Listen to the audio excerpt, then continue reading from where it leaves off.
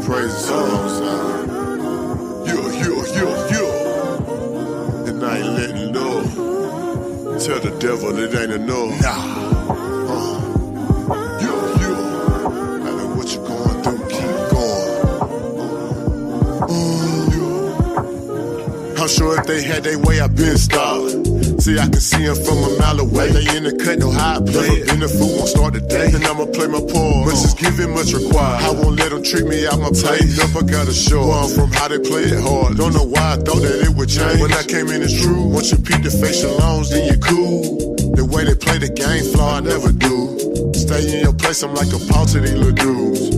And we gon' give most how the praise he brought me through it. My mind stay like anything we could do it. We putting work up on this faith and we improve.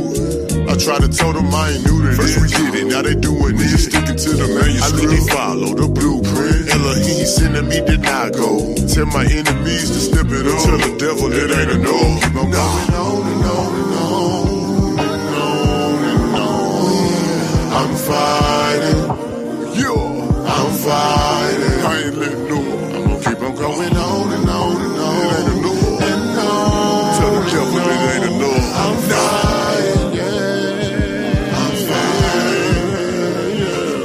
Look at all what we done been through. We done overcame all that they pretend to. We don't fold, we don't bend. We knew in due time we would overcome. It's like a jungle sometimes. It made me wonder how I keep from going on. Can't experience our world. Most I said look up at the birds, think about it. Call them bird brain, but somehow they maintain. If I do that for them, if for you, don't you think I'ma do the same thing or more? Gratitude, grateful. He said no one gotta support you. I separate. Get two walk together, let's stay agree. Be the hand, I be the knee. Don't matter to me, get on your job, no indeed.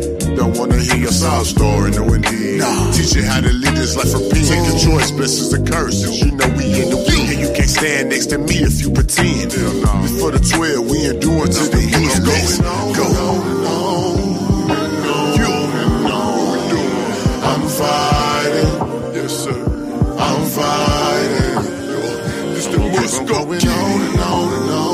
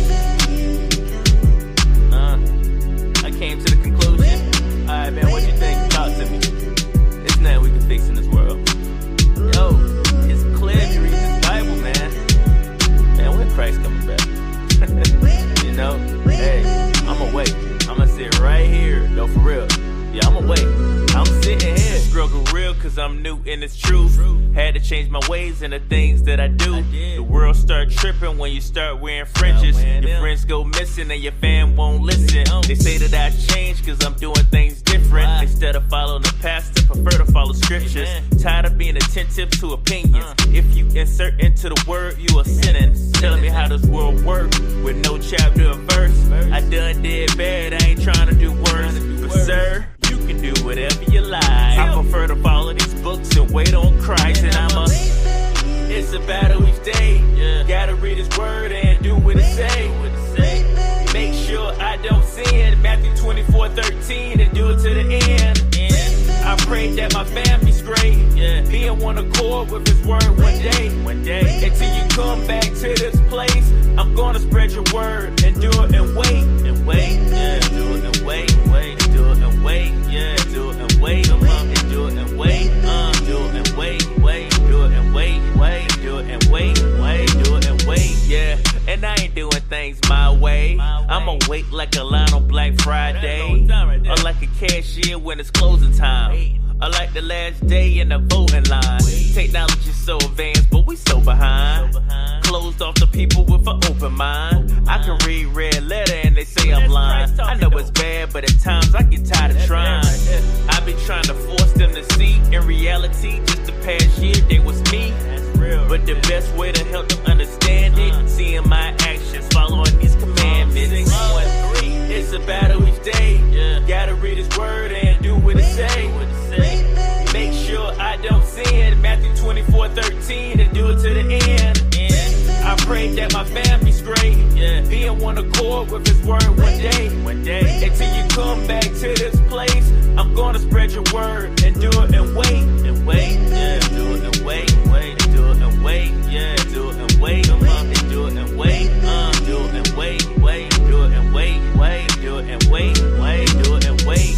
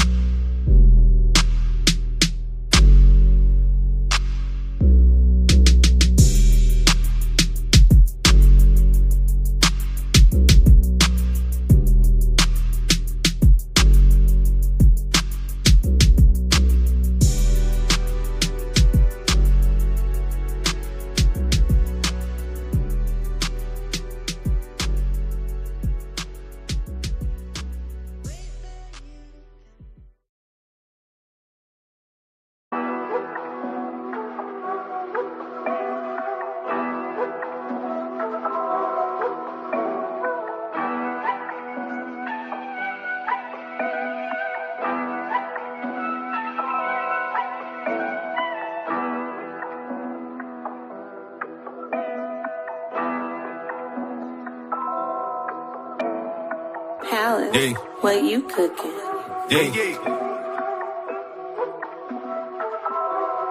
This one probably got the angel jamming in the chairs. You call him Jesus, I call him Yahweh. It don't come from the script, it's telling Yaliyah. Yahweh buys him, Yahweh Shah Hamashiach. Fake Jews in the name and they scared of it. Break bread with the heathen, I'd rather not. China want war, Russia want war. Babylon, see your time is running out. Yeah, I done read Isaiah, Jeremiah, Daniel. I feel like I'ma see the King David. I've been cursed since birth, hung with the wrong niggas, uncircumcised. I ate from the wrong table. Was confused before, ain't read the script, and you could tell. I swore it was all fake till I realized how history disappeared. It was coded by a world that won't save you. Yahweh gon' make sure we get it. Lord willing, I get it. Lord willing, I see the day. That's why I ain't trimming on my beard, just trimming on these beards with these fringes on my waist. I don't care about images, just care about building up and enduring through my faith. I don't care about images, I just care about building up and enduring through my faith. I will never forget thy precepts, for with them thou hast quickened me. I am thine, save me. I am thine, save me. I will never forget thy precepts, for with them thou hast quickened me. I am thine, save me. I am thine, save me. I will never forget thy precepts, oh no, no. Oh no. Most High willing, I keep that frame of thought. And that's most High willing. Everyday battling flesh, getting ready for the war. That's why I gotta repent, pray fast, move on. I am thine, save me, because thine enemies make a tumult, planning schemes. That's why the world waxing weak, gave up the world and the we to serve the Lord as my King. We got the faith, yeah, we believe. Sooner than later, you gon' see. Every eye shall see, every knee shall bow. Wow, that's power. If you fit the curses in Deuteronomy well, that power is ours. Time is running out if you ain't on the boat like the days of Noah.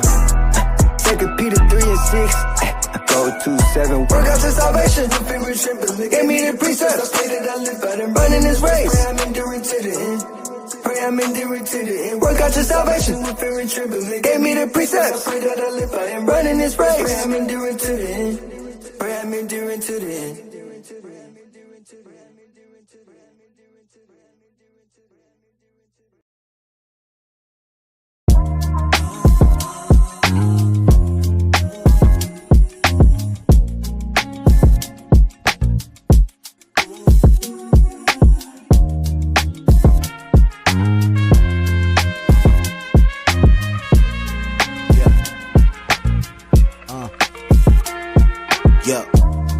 I'm tired of fake fake humility. Tired of being tired, I'm tired of false stability. I just wanna make a couple dollars, fly to Italy, take a trip to Golan, travel to the motherland, spend a couple of dollars in villas overlooking sand, disappear with the phone, just a couple of plans. I wait, remember I'm on the planet where little men kill each other for change. It's insane, need a plan somehow, gotta get on my feet, arouse from sleep, no time to be concerned with the luxuries of the beach. We trap, how did we get so fascinated with we? My people dying too fast, can't lose a minute, we need to rise. As I try to envision the first steps, get distracted to stress and lose sight of the rest. It's too hot to think, it's too hard to rise. In this pot we sink, and we all reside inside.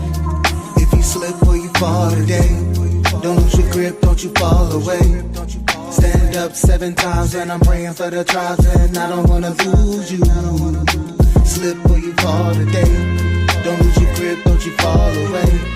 Stand up 7 times and I'm praying for the tribes, and I don't wanna lose. I hate the throwaway bars, I hate the arrogant way. I hate the music the Father ain't never given to play. We wonder why we in hell, we even killing the faith. We look just like all the people we say are lost in their way. I pray as you listen, each of these bars will hit them. Even to all them niggas disguised as brothers in faith, cause the light's on you. The more eyes on you, the more your weaknesses are seen. Your disguise won't do. Look to the skies, who surprised? All the champions and guys you looked up to, you find they were all trying to. The nation still got gods. Kill the spirit for a kill our odds of getting out here alive. If you slip or you fall today, don't lose your grip, don't you fall away. Stand up 7 times and I'm praying for the tribes, and I don't wanna lose you.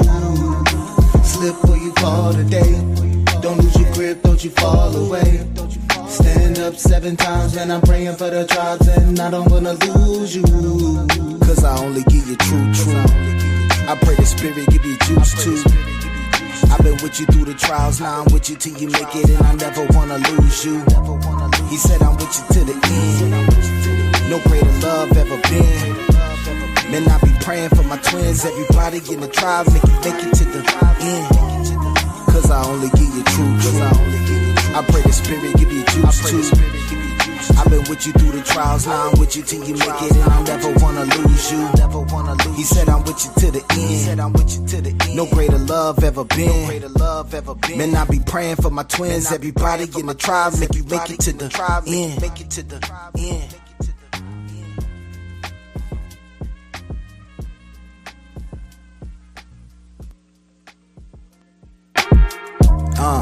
Yeah, give me the tech. We up by 30, but these shots ain't finished yet. We up like 30 sending shots through internet. Some of these ox are dirty, got the flock up in the net. Thank God we not your dinner yet. Teaching sin with your doctrine to the wise, you been a threat. Yep, this for them 7-day keepers. Friend shirt reaper. Can't read your spirit, but you smell like reefer. Yelling loud, drunk, proud, nigga, street preacher. Never call for prayer, but every word is a beeper. Album this long, but Jesus can't get a feature. Millstone tossed in the sea, don't wanna see ya.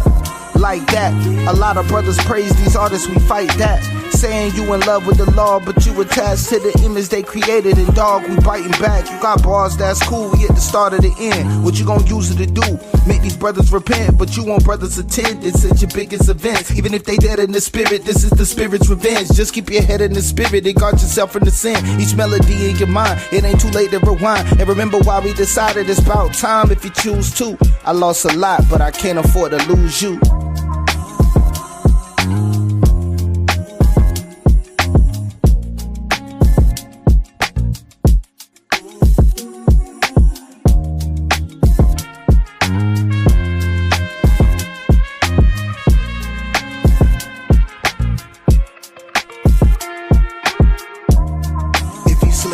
fall today. Don't lose your grip, don't you fall away. Stand up 7 times when I'm praying for the tribes, and I don't wanna lose you. Slip where you fall today. Don't lose your grip, don't you fall away. Stand up 7 times when I'm praying for the tribes, and I don't wanna lose you. If you slip where you fall today, don't lose your grip, don't you fall away. Stand up 7 times when I'm praying for the tribes, and I don't wanna lose you. Slip where you fall today. Don't lose your grip, don't you fall away. Stand up 7 times when I'm praying for the tribes, and I don't wanna lose you. If you slip or you fall today, don't lose your grip, don't you fall away. Stand up 7 times when I'm praying for the tribes, and I don't wanna lose you.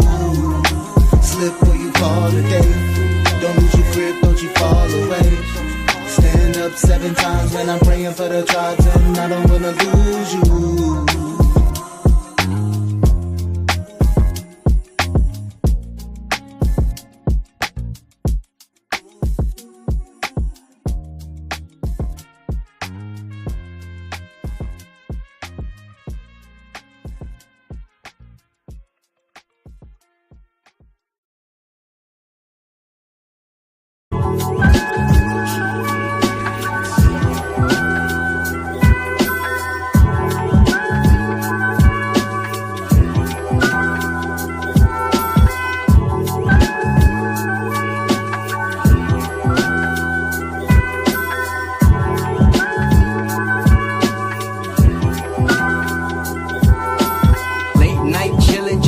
Out in my ride, so much on my mind, just trying to catch a vibe. Thinking about my people, it seems they all blind. They thinking they know the truth, but no, not up to 12. Try. Some say we a nation that's built up on tribulation. Some say we was taken and put in this situation.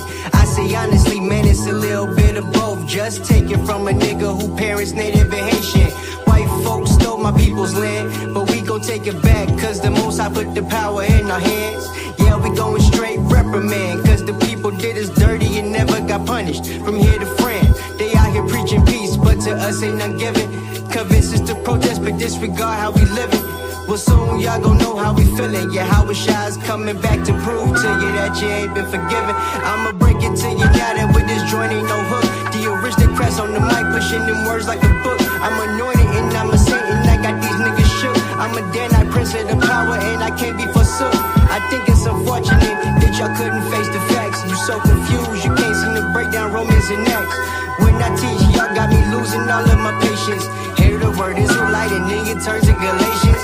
Honestly, y'all need to do some investigating. My people acknowledge but still fighting for education. Broke them shackles off of my mind and set me free. Now, Father, y'all got me thinking immortal relation. Try and wake y'all up, but you suckers being complacent. Shot that nigga in the street, but how you grew up's adjacent. Take a nigga life for a little bit of wealth just to spend that shit and move back into your mama's basement. Now you become a Muslim so that your life don't get taken. Boy, assalamu alaikum, bean pies, green eggs and bacon. Allah just a title, not the name of the Most High. You a Israelite, soon to be seeing revelation. Hey, now they saying the prince is lyrical. I'm ruling this thing, but it ain't nothing empirical. Yahweh shots at the comforter, got me feeling spiritual. Yasha Allah on the rise, I ain't even hit the pinnacle. Hey, y'all know ain't too many better than I start watching you on this mic, I even got a letterman. Skills concrete solid, I ain't talking settlement. Reppin' the Anointed House, man, you know we killing it. Hey, this time around, y'all better get a ticket. This young get hit a bomb like the 96 Olympics. Mess with the men of the Lord, might end up in the clinic. We taking the kingdom soon, 1 hour, 0 minutes.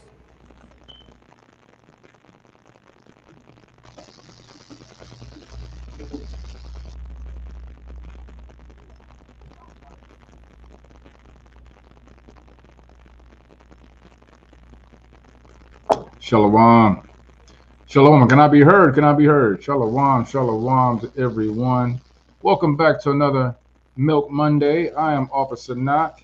I'm here with, as always, Captain Eliel, the aristocrat.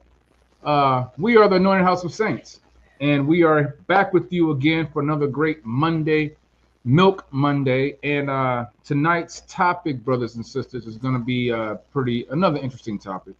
I know that you've seen a lot of the things that have been going on in certain states and cities that have been going on for a while with our people, dealing with police, with brutality, with how they handle us, profiling, things like that. And we're going to go over kind of go over that a little bit, but we're going to focus more in on the leaders of these organizations that are constantly putting their hands on our people. I find this interesting that Captain picked this particular topic, so I'm eager to hear what he has to say. So tonight's title is entitled Sheriff T.K. Waters, the Coon Cop of the Century. If you haven't heard who Sheriff T.K. Waters is, then you are not a socialite. You are not on social media. Actually, this is probably even on CNN, MSNBC, and all that kind of stuff. But we're going to go into this sheriff who's an so-called African American. We're going to be talking about some things about that. All right. Before we get started, I want to first give all praise, honor, and glory to Yahweh.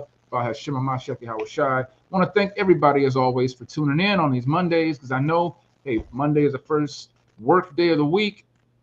And I know that sometimes it's a struggle for all of us, and then I have to come in on these Monday night classes. So we try not to hold you too long. We try to be concise with what we're going to bring, but yeah, that's how we do it. But so let me say this real quick before we get class started. Any brother who's wanting to put their brick in and do the work with the Anointed House of Saints, you can do so by giving us your interest and sending it to us by email at anointedhos@gmail.com. Also, any sisters who may want to do some work with the Anointed House of Saints, also, please do the same thing. Send us your interest at anointedhouseofsaints@gmail.com, and we will get back with you on when we will be starting the processes of involving our congregation and those who want to put in this work.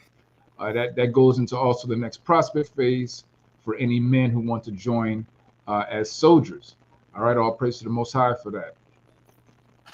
Real quick. Let me find it real quick. I always have an issue finding this calendar. I don't know why. They changed everything on the StreamYard, so it's a little. There we go. All right, a little harder to find. Okay, so I just want to pull up our feast day calendar 2025. We just ended our new moon, the 5th moon, which was July 24th. Our next new moon will be August 23rd. That'll be the 6th moon. Also, we have our Feast of Trumpets coming up. That will be, Feast of Trumpets, September 21st. Tune in for the class for that. So I pulled this up so we can kind of remind ourselves of the new moons and the feast days. But all praise to the Most High for that.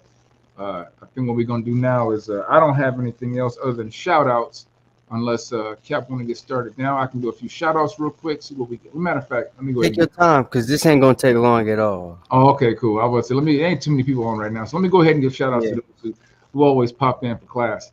All right. As always, we're going to give that mighty shout out to our mother, Sister Johanna. Shalom to you, sis. Shalom. Shalom to Ak of Rectitude. Shalom to the lovely sister in the Bay, Sister Malka. How you doing, Sister Malka? Shalom to you, sis. Shalom to Ak Moshe. Shalom. Shalom to the mighty brother Nazar. Always good to see you, brother. Shalom. Shalom to that brother Tank, that mighty brother Azariah. Shalom to you, brother. Shalom. Shalom to the mighty Captain Shaquat. Shalom to you. Shalom to the lovely Sister Neri. Shalom, sis. Good to see you. Shalom to the mighty soldier AHOS Nadiyab. Shalom. Shalom to the mighty soldier, to the mighty soldier Kasaji, to the mighty brother. That's my brother right there. To the mighty brother Kasaji. Shalom to you, brother. Shalom to the mighty soldier Kawal, another mighty brother. Shalom. Shalom to Sister Devorah Casa de Zebulon. Shalom to you, sis. Always diligent. Shalom. Thank you, sis. Shalom to Sister Charlicia. That's the House of Guns. Shalom to you, sis. Shalom to Brother Gary out on the Bay. That's our soldier, Gary, out in California. Shalom to you also. Oh, and also let me give a big hearty shalom to I'm gonna call this brother the social. Shoot, I gotta give him a name because he always posting stuff, always posting clips of all the craziness that's going on in Israel. Shalom to that mighty soldier Uriah out in Las Vegas. Shalom to you, brother. Shalom to the mighty brother Octaves. Shalom to you, brother. Salute to you also. All right, all praises to the Most High. Unless you guys put in the chat to be shout out, I can do it later. If there are more people in the room right now and you want to shout out, just go ahead and post something in the chat and I will shout you out. If not, we can go ahead and get started. All right, y'all. Shalom. Lord. So, I'm sure y'all have seen what's going on in the community, right? So, hold on just a second. So, I want to make sure that we as a community understand what's been going on and why this case is gonna go the way it's gonna go. Because some of y'all might be pissed off when it's over with. So I'm gonna let you know what's going on, right? But first thing I want to do, right? First, we want to give our honor and praise, glory to the Most High Yahweh Bashem Yahweh Shai, right? Harakah Kadash, for those of y'all that like to do that. So yeah, but we already know the House of Saints, and I kind of just wanted to give the Israelite take on what happened, right? Y'all know my stance when it comes to things like this, when it comes to the police, right? I don't like the police, but I also understand how it goes. So we did a class last year. Was it 2 years ago? Agree with your adversary quickly. Mm-hmm. So in that class, we talked about how when you're in a situation like this, you're supposed to basically comply, right? To stop worse things from happening to you.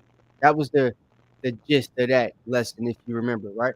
The reason we did that lesson is because my friend Anthony, childhood friend of mine, didn't comply with Coweta County Police here in Georgia, ended up taking him on a high-speed chase. And when he decided to pull over, it let him get out the car, put his hands up just to shoot him to death. So, same thing with this situation, right? Kind of similar.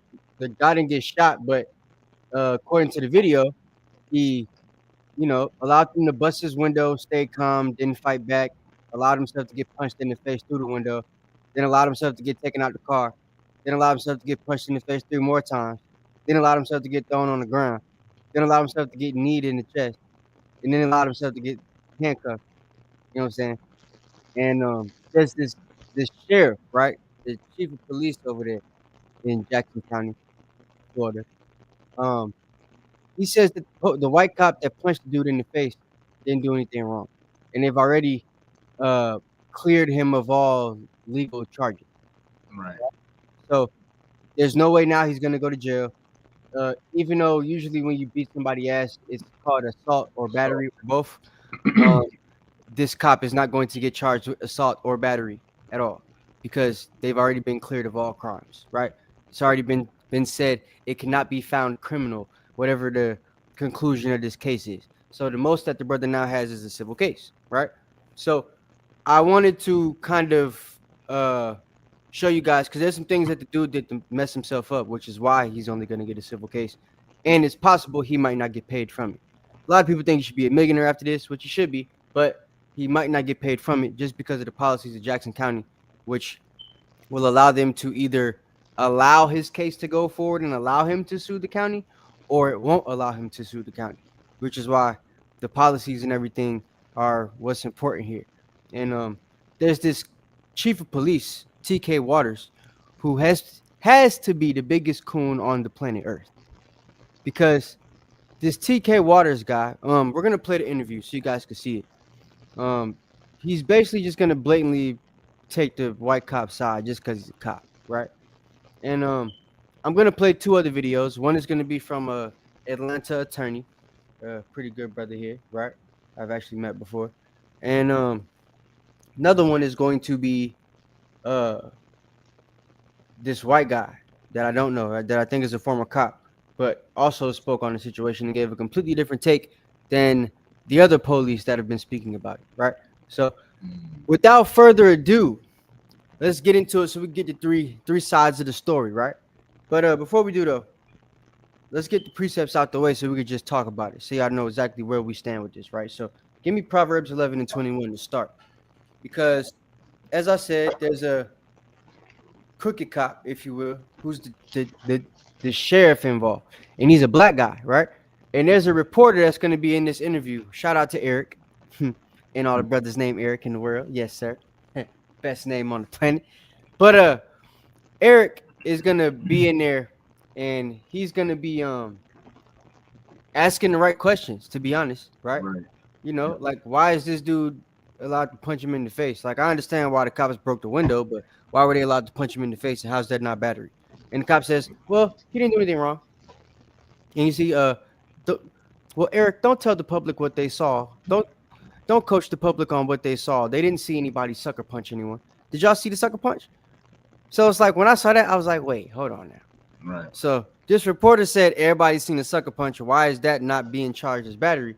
And then the cop goes, Nah, bro. Don't be trying to coach the public on what they saw. That wasn't a Right. sucker punch. Right. So it's like, what the hell you mean, coach the public? What you talk, nigga? We saw what we saw. We seen it. He goes, the fact of the matter is the guy didn't comply, and you not complying means we have to use whatever force we have to use to get you in line.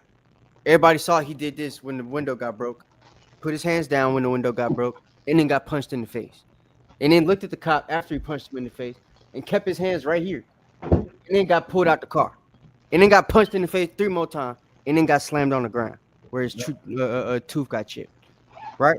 So that's what we saw. So I'm going to let you guys, make your own account. I'm not going to recount the whole thing that happened. But that's what made me do this video. That particular part right there. When the black guy who's the sheriff, who's supposed to have the citizens' safety in mind, right? That's supposed to be his first number one priority. And you would think him being a quote unquote minority, that he would also have the minority safety in mind, above all people, if you would think, right? Like I know if a brother like me or not was in charge of a police station somewhere in America, black people and Hispanic people wouldn't have no problem in that county or that city or whatever jurisdiction that place is at. If we know any cops doing what they not supposed to be doing, they ass ain't gonna be there still. Mm-hmm. You know what I'm saying? That's the difference between brothers like us and the brothers that they actually give these jobs to be the chief of police or the heads of police departments. Anytime you see a nigga in that spot, right? Typically, he's not a nigga, if you understand. Right? He ain't a brother. In fact, he ain't a brother. He is a nigga. How about that? So that's what I want y'all to understand, right? So yeah, Proverbs 11:21. Count. It's the book of Proverbs, chapter 11. Book of Proverbs, chapter 11 and verse 21. Though hand, can I be heard? It sounds kind of okay. Count. Though hand join in hand, the wicked shall not be unpunished, but the seed of the righteous shall be delivered. See that? Though hand join in hand, the wicked shall not be unpunished. So people like TK Waters, people like that cop in that chief police in Dallas, people like the chief of police in Minnesota, people like chief police in Milwaukee, them niggas that they gave them jobs to, where it be niggas dying all over the place and black people getting killed, high black on black crime rates, high police brutality rates. They make it seem like the chaos is so bad that they got to keep niggas in line and allow the white cops to beat our ass and stuff like that. But the fact of the matter is, the stuff be real bad in the city because the cops aren't really stopping the wickedness. They're allowing it to go on so they have a reason to beat niggas' ass. Right. That's how it works. Because when cops really want to take down some stuff, they come out with them big old sting teams, like how they had in Atlanta back in the day. What was they called? That group of cops in Atlanta that used to come beat brothers behinds in the 80s, the Red Dogs or some shit like that. Oh, yeah, the 90s. They always got some kind of name. Like, yeah, they'll have a name. Jump out boys. Well, in Jackson, right? This place where that brother got beat up, these police officers were called the Scorpion Team. Yeah. That's what they're called, the Scorpion Team, right? Red Dogs. Yeah, that's what I thought. So the Red Dogs was Atlanta, right? In Jacksonville, they're called the Scorpions. So same thing, right? Now we got the Green Dogs. Now they wear green and they bust up in the crib and all that. So we got the green Dogs now, Red Dogs back in the 90s. And like I said, in Jackson County or Jacksonville, they have the Scorpion Team, right? The brother Azariah said in Memphis, they got the Blue Crush, right? So these are the nicknames for the groups when they actually want to stop, the crime in the city. When they actually want to contain and shut down the black people and the gangs and all that stuff, they come up with sting operations like this. Give them little cute nicknames, right? Blue Crush, Orange Crush, Red Dogs, Green Dogs, like Red Fish, Blue Fish, nigga. Like that's what they doing, right? Give them little cute nicknames. So ain't no cute nickname for just the regular stuff that goes on in the city. But sometimes these groups that get the cute nicknames, what they're known for is not actually stopping the crime, but just terrorizing the city, right? And that was the case with the group in Milwaukee. It's the case here in Jackson, right? this particular cop, D. Bowers, from what I was able to see, did a lot of stuff during his tenure as a cop and has a lot of complaints, yet he's still a police officer. So that's one thing that I want you guys to remember, because that's going to come up as hypocrisy later on. And the fact that the county itself has issues that they have with police will let you know that this TK Waters guy, who is the chief, the black dude, right? He doesn't have the community at, he doesn't have their interests at heart. You feel what I'm saying? So main reason I want to do this class, besides teaching you guys once again to agree with your adversary quickly and to go over these police rules with y'all, because your boy went through pre-law back in the day, passed the bar exam and all that stuff, just ain't become no lawyer. Take too much time, and honestly, they don't get paid enough for the BS they got to deal with. So, yeah, but I can teach you guys the law and how that junk go, because I'm about to sue Gwinnett County Police as it stands anyway. You did for similar stuff. So that happened to me about a year and a half ago, when I was actually falsely arrested. A lot of y'all didn't know about that. I spent the night in jail right after camp and taught brothers in my garment the whole time I was locked up in that cell. So much so that they got me the heck up out there real quick. So, like, that's how it works, though, right? They'll do things till you mess you up, and if they think you're not gonna do nothing, then they get away with it. Something else that the dude didn't do. He didn't make a complaint, right, to the police station, which is something that the chief police is gonna hold against him as to why he also doesn't have a case and won't have a case and all that type of stuff, right? So, all right. Now that y'all got the breakdown, probably some more extra stuff than you got on television, give me Habakkuk chapter 1, verse 2. Because something that you got to realize with our position in America, judgment is always going to be slacked and right judgment is never going to go forth. Right? Judgment is always going to be slacked. Whether it's you being treated wrong by the police, whether it's you getting put on child support and getting the short end of the stick with that, whether it's a sister losing a judgment in a car accident that wasn't her fault. Like, whatever it is, if it has something to do with the law in us in America, typically we not, especially if it got something to do with another nation, we not going to be the ones that win that, because judgment is slack. We're the people that judgment's always going to be against no matter what. It's orchestrated to be like that. That's part of the crafty counsel, right? Psalms 83. So like, this is what we got to get, right? Habakkuk chapter 1, verse 2. Pull that out real quick. This is the book of Habakkuk chapter 1 and verse 2. O Lord, how long shall I cry, and thou wilt not hear? Even cry out unto thee of violence, and thou wilt not save. Yeah, people saying, yo, how long is Most High gonna let us keep getting beat up by these police, killed by the police, stomped out by the police, Rodney Kinged by the police, Emmett Tilled by the police? How long is it gonna get to happen? Right? Go ahead. Come on, verse 3. Why dost thou show me iniquity, and cause me to behold grievance? For spoiling. Yeah. Why does he show us iniquity and cause us to hold grievance? We got to have the talk with our kids now, right? Because of situations like this. Right? So that your kids don't get, put in a situation like Brother McNeil or done like Philando Castile. You feel me? You got to have the talk with them, right? That nobody else has to have. Only Black and Hispanics got to have this talk. If I'm being honest, Native Americans don't even really got to have to talk because they don't drive that much. But that's story for another time. So only really Blacks and Hispanics got to have to talk. The African guy from Zimbabwe, he ain't having to talk with his kids. He get to drive perfectly fine in his ugly ass Toyota 4Runner, right? So that's what we got to get. Our people, the ones going through these things, is because we're the people in the situations that the prophecies are meant for. So we're gonna constantly be put in the places where judgment's gonna be slacked. Wrong judgment's gonna go forth. What verse you on? Verse 4. Select verse 3. Keep going. It says, for spoiling and violence are before me, and there are that raise up strife and contention. Mm-hmm. Verse 4. Therefore the law is slack, and judgment doth never go forth. See that? Go ahead. For the wicked doth compass about the righteous, therefore wrong judgment proceedeth. The wicked can pass us. They over us. They run things. So wrong judgment's always going to proceed, especially if the judgment has to go in their favor, if it has to fall in place for them, right? So if the police do you wrong, just expect it. If you get caught in a situation, it's probably going to be some things that go down, right?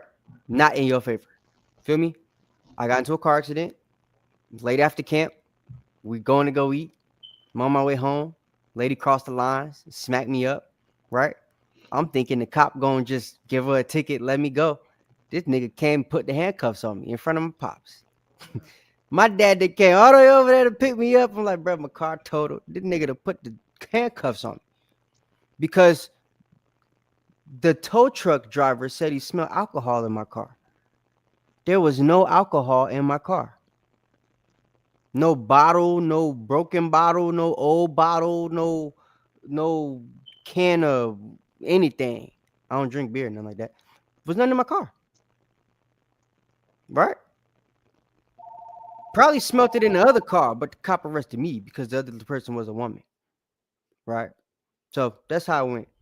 And then he take me to the hospital, has a cop bring a breathalyzer, and they give me the breathalyzer 4 times because I kept passing. And I told him right there, I'm going to sue your ass. Mm-hmm. And he took me to jail. Didn't put no breathalyzer reading on there. I asked the sheriff that was booking me, taking my fingerprints, can you tell me what the breathalyzer read? Because I know the law.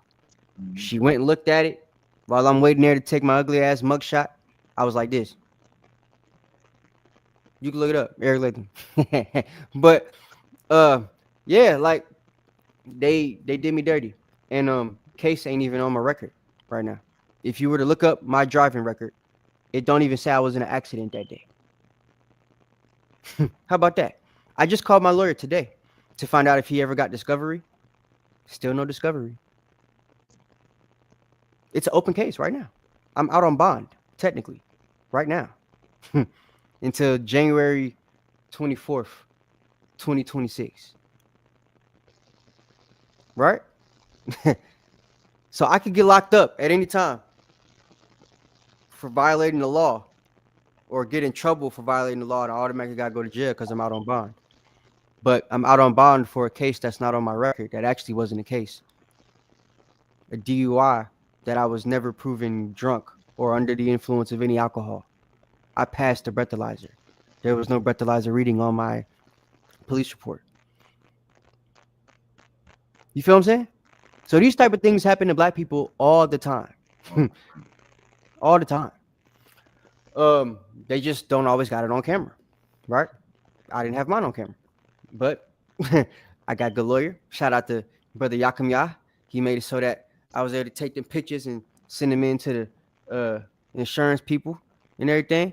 And I would have won the case with my insurance had it not been for me getting locked up and the case not being finished yet because they never sent discovery to my lawyers to let us finish the case or argue it in court. They just dropped it, right? Like it never happened, even though I got locked up and spent the whole night teaching niggas in jail with them yellow with the green jackets on, the crazy niggas. They put me in the cell with them all. It was a dude crying on the phone the whole night. Feel me? So, sidebar. But that's the type of stuff I want y'all to understand. It's always going to be wrong judgment. So that's what y'all got to get about America. It's not going to change for me or you or anybody else. So best thing to do when you're in a situation is to agree with your adversary quickly. Because there'll be times where if you do that, the Most High will let you get up out of a situation. But if you tend to fight back while you're in captivity, you will find out what it's like to meet a slave catcher. Okay? And I'm trying to stop that from happening to y'all because I've seen it happen too many times. Right? So, 2nd Ezra chapter 11, verse 41 to 42. Yeah, you know. I'm an Israelite on the hate watch list, so it probably was retaliation in my case. But, you know, they know my name. Like, you know, that time they picked up Joel, they picked him up, told him, we know who you are, Joel. And did the same thing to Cano, drove him around and stuff. You know, they be doing that to us. So, beware. Prepare yourself for the police. when you come to serve the Lord, right? They are part of the temptation to make you get up out this thing and not want to do it anymore. So you got that? Can I call it out? Second Esdras. Second Esdras 11, chapter 41 and 42. I mean, chapter 11, verses 41 and 42. Goodness gracious. Con, that's the book of Second Esdras, chapter 11, verses 41 and 42. For the earth hast thou not judged with truth, for thou hast afflicted the meek, thou hast hurt the peaceable, thou hast loved liars, and destroyed the dwellings of them that brought forth fruit, and hast cast down the walls of such as did thee no harm. Verse 43. Therefore is thy wrong. Nope, my bad. That's it. So you really gotta understand, bro. They don't judge the earth with truth. They're not going to. They don't have a law. How they gonna do that? How they gonna judge properly and they don't even have the law? Judging comes from us, the judges, primarily the tribe of Dan, just saying, but comes from the judges that are supposed to judge righteously using the law. If the law in the Americas is, also based off of the judicial law, or the judicial law is based off of the law of the Jew, which is the Torah, right? Then the best people that are going to orchestrate it are going to be the Jews, the Israelites, right? Problem with that is you have niggas like TK who look like us, but probably from some village in, Algeria. He might not even be African. He might be a chocolate-covered Edomite from the Caucasus Mountains. I don't know. But he don't seem like a brother, though, right? Not in spirit, anyway. So let's get into this video, man. Let's see what TK Freeway, Coon of the Centre, has to say. Let's see. I'm Jessica Clark, a man. I got to fast forward. I don't want to see these pasty long back blonde hair raccoons on the screen. Identified as reason. All right. So, driver's side window and punching him. Nah, viewer discretion is advised. Fair use. We will be using this just to talk about what we want to talk about for educational purposes only and Israelite purposes only. So white your way out. In the face. All right, go for it. Calm. Right? And if we being honest, that last bust of the window, that smacked him in the face. Look. All right, go for it. Wow. Smacked him in the face. He got glass in his beard right now. Right? So that could cause a laceration. I'm just saying. Exit the vehicle now. Exit the vehicle. Now, was that a sucker punch? What'd that look like to you, Knock? Straight sucker punch, man. Came from behind. You didn't see that coming. Nigga, what? He wasn't even looking. Yeah. What are you talking about? Bruh, hold on. The young brother held it down, though. He did. Because me and my dad was talking about this, right? I had to get serious with Pops for a minute. Because my dad said, son, my dad, he's always ready. That's all I'm going to say, right? He told me, son, that cop would have been dead. And I said, Dad, they would have got your ass too. So don't do that. Right. You know what I'm saying? We got to think. I understand y'all can kill niggas, but they going to get your ass too. So they ain't going to let you take out one of them without taking you out too. That ain't how that works. So, and that goes back to what, happened with my friend Anthony. Anthony's in a situation like this. Anthony is a Air Force, I forget what they call it. There's a regiment in the Air Force that actually does ground combat. Small group. They get trained like Marines. He was one of them brothers, right? He comes back. He's off duty for the moment in Georgia, right? To drive and stuff. This is back when I had my Infinity. We supposed to go drive and all that type of crap. He got a Z06, right? So he on his way to Gwinnett, where I'm at. But he's in Coweta County. So that's like from my house to Icarab house, for those of y'all that know Georgia, right? Icarab live in Coweta. So he's driving over there and revs his car going past the police. Just revs it. He's in a Corvette Z06. People rev those driving on the highway all the time. Sometimes you speed up and it sounds like you're revving the engine. You just sped up. You just hit the gas, right? Well, Coweta got mad, made it seem like he was revving and taunting them and shit. So they decided to chase him. And that's when it started, right? Paratroopers. There you go. Appreciate you. So he was a paratrooper. And yeah, he was always ready, right? So at some point in the chase, once he got to chasing them, he like, all right, I'm just gonna chase him. So he started going, right? And he's sending text messages and all type of shit. We just tell him, brother, pull over, man. You can see on the video of me and Knock did, where you see him try to pull over in the middle of the street on the intersection. The cops threw the little thing out, you know, to pop the tires and everything. He stopped before that happens, and the cops is right here. And the cops try to pull up to his car with their guns out. He ain't gonna let you shoot through the car or something like that. So he kind of swerves the car towards them, and they took that as he's trying to hurt the police. So now they mad because now they feel like you trying to hurt them, right? You not complying. They trying to get you out the car, and that's what they did. They wrote in the report that he tried to run the police over, even though me and Knock never saw that. But we saw the police run into the door with the guns out, and he just like, no, I'm not gonna stop. Y'all got your guns out. We gonna keep going. So that's what happened, and he keeps going, right? And he's recording on his phone too. So yeah, he ends up stopping later on, gets out the car, and they threw the dogs on him, right?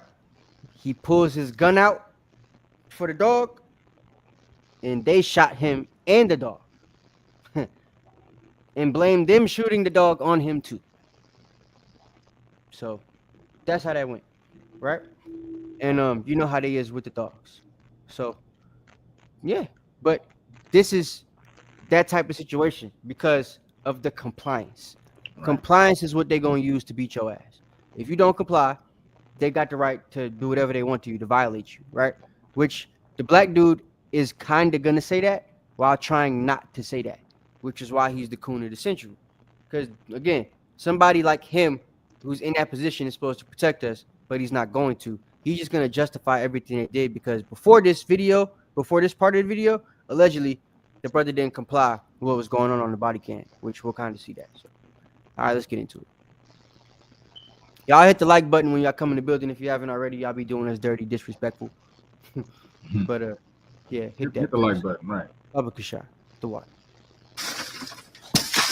Exit the vehicle now. Exit the vehicle. Seen him bust that window. He got kind of scared. He was like, "Oh, okay." And then when he got punched in the face, now he feel normal again. They didn't made him not scared no more. Now he's like, "Oh, I bet lawsuit." Now he's thinking about money, right? What I want you guys to understand, though, the reason he didn't get out the car the first time they asked him to or give him a license, what they not telling us on TV because they want us to be mad, his license is suspended. He got like 2.5 grams of weed in his pocket.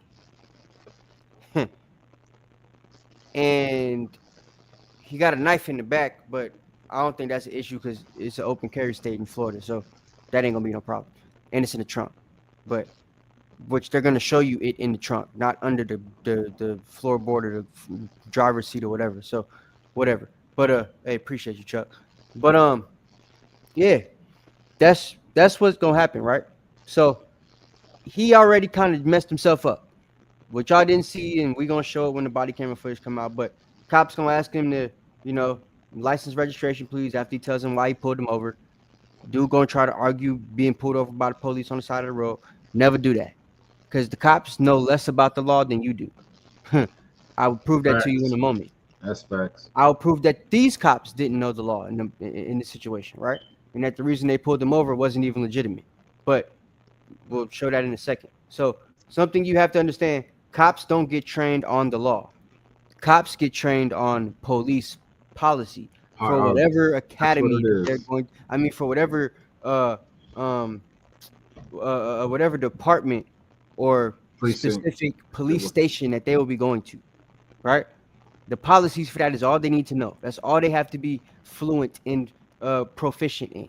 And policies and policy is not law. Policy is not law. They are law enforcement, not policy enforcement, or feelings enforcement, or anything that's not the law enforcement. But yet they love to enforce everything but the law, especially when when it's in regards to them. So something to remember: they don't know the law.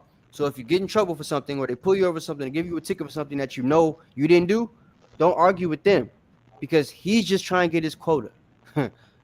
The way you get him back is you go to the station, you make a complaint, and then you prove it wrong in court, right? And then you make another complaint after you prove it wrong in court to make sure they do something to the mother. That's the only stance we have, though. That's it. If you try to do what he did, which is argue, it's a wrap, right? Because now it's compliance. And that's the word that they always going to use against you to win. When the police shoot you and they get off not guilty, he didn't comply. We feared for our life. As long as they use the C word, whatever else came after it makes sense, because you didn't comply.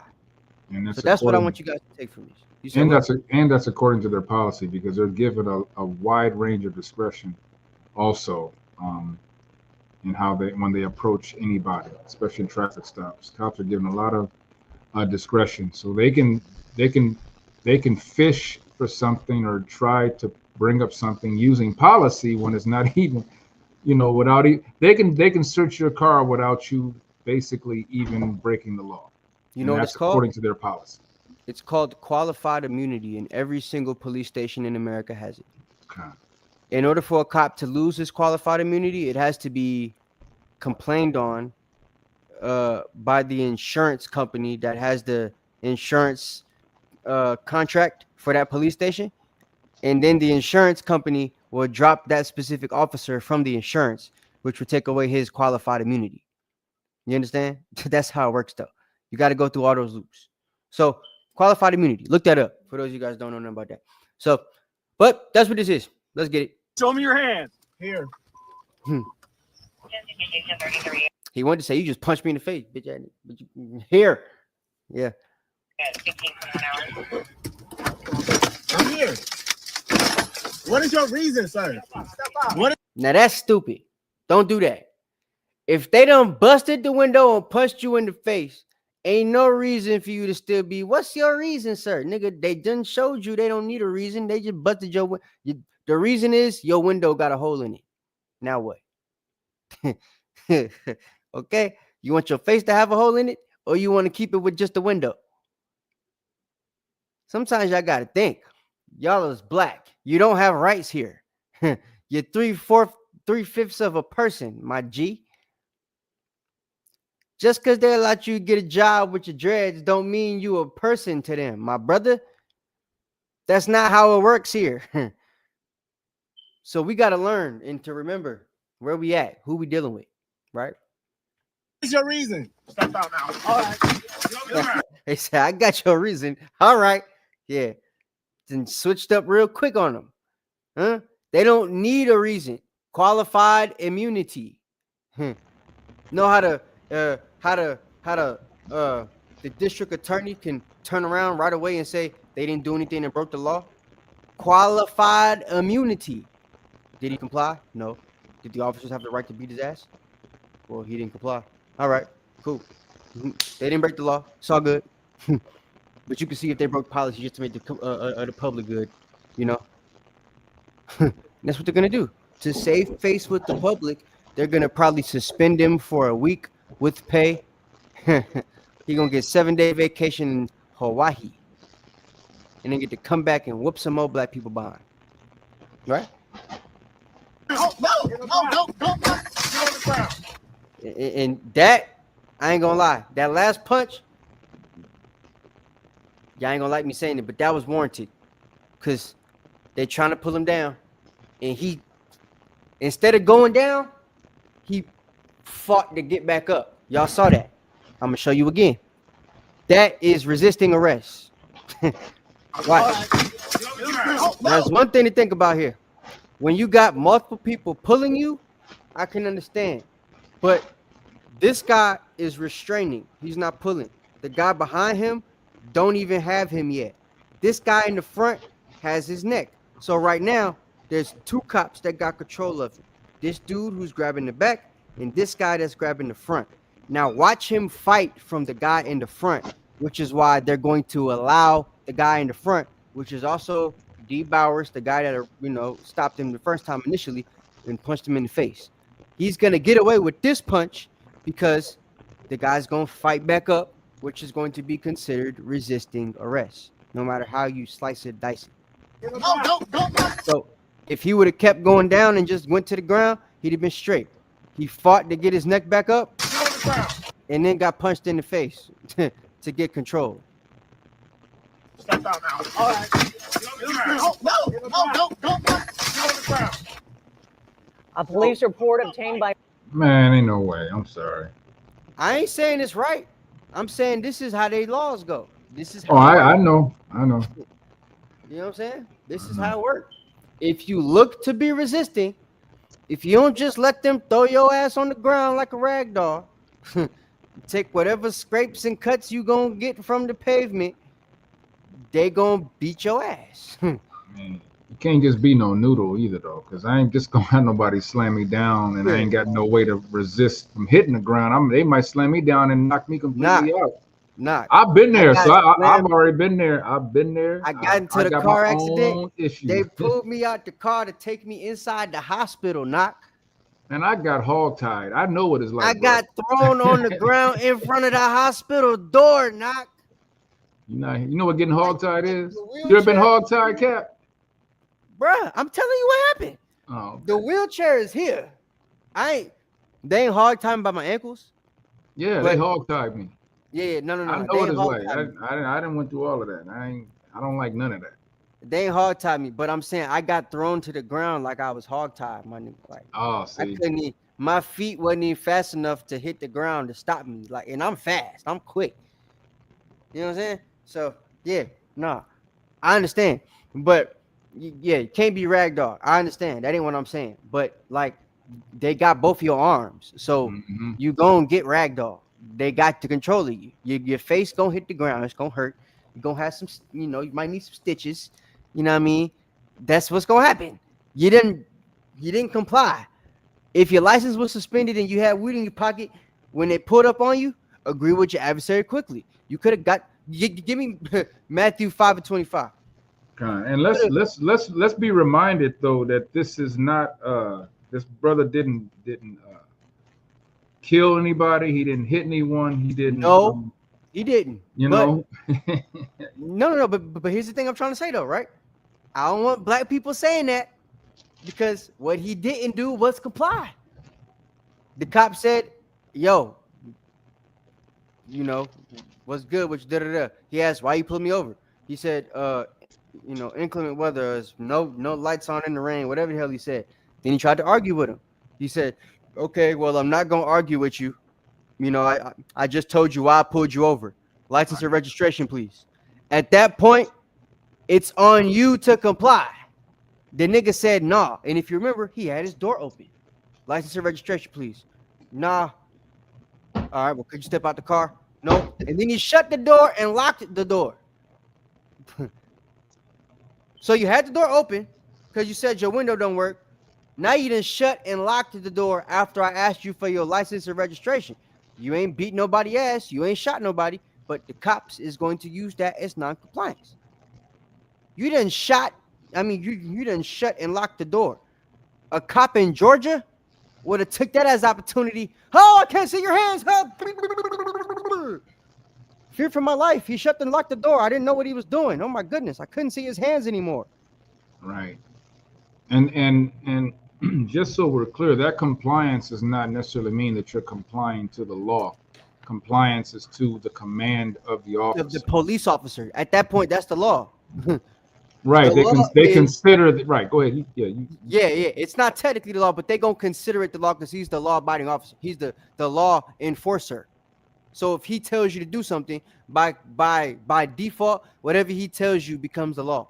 If cop tell you, Yes. Like, as long as it's within the guides of the law. Like, if he tell you get out the car and pull your pants down, he can't tell you to do that. But if he tell you, like, step out the car and give me your license and registration, that's within his rights as an officer. So you're supposed to comply with that. You know what I'm saying? I'm telling you, the dude didn't get out the car because he got weed in his pocket. If he step out the car, the cop might smell the weed. So he thinking, nah, I'm good. And his license suspended. So if he get caught with this weed and he's driving with a suspended license, guess where he's going? To jail. He also pleaded guilty to the weed charge and the suspended license before he put this video out to the public, which was also a mistake. You understand? So he's got all these things working against him in this case, which is why they're going to probably win. Not him, I'm saying the officers. Because he had a suspended license and he didn't comply with the officers, which is, again, the non-compliance is why he's going to be, subject to getting his behind whooped because he didn't comply. And their policy is going to say that was allowed.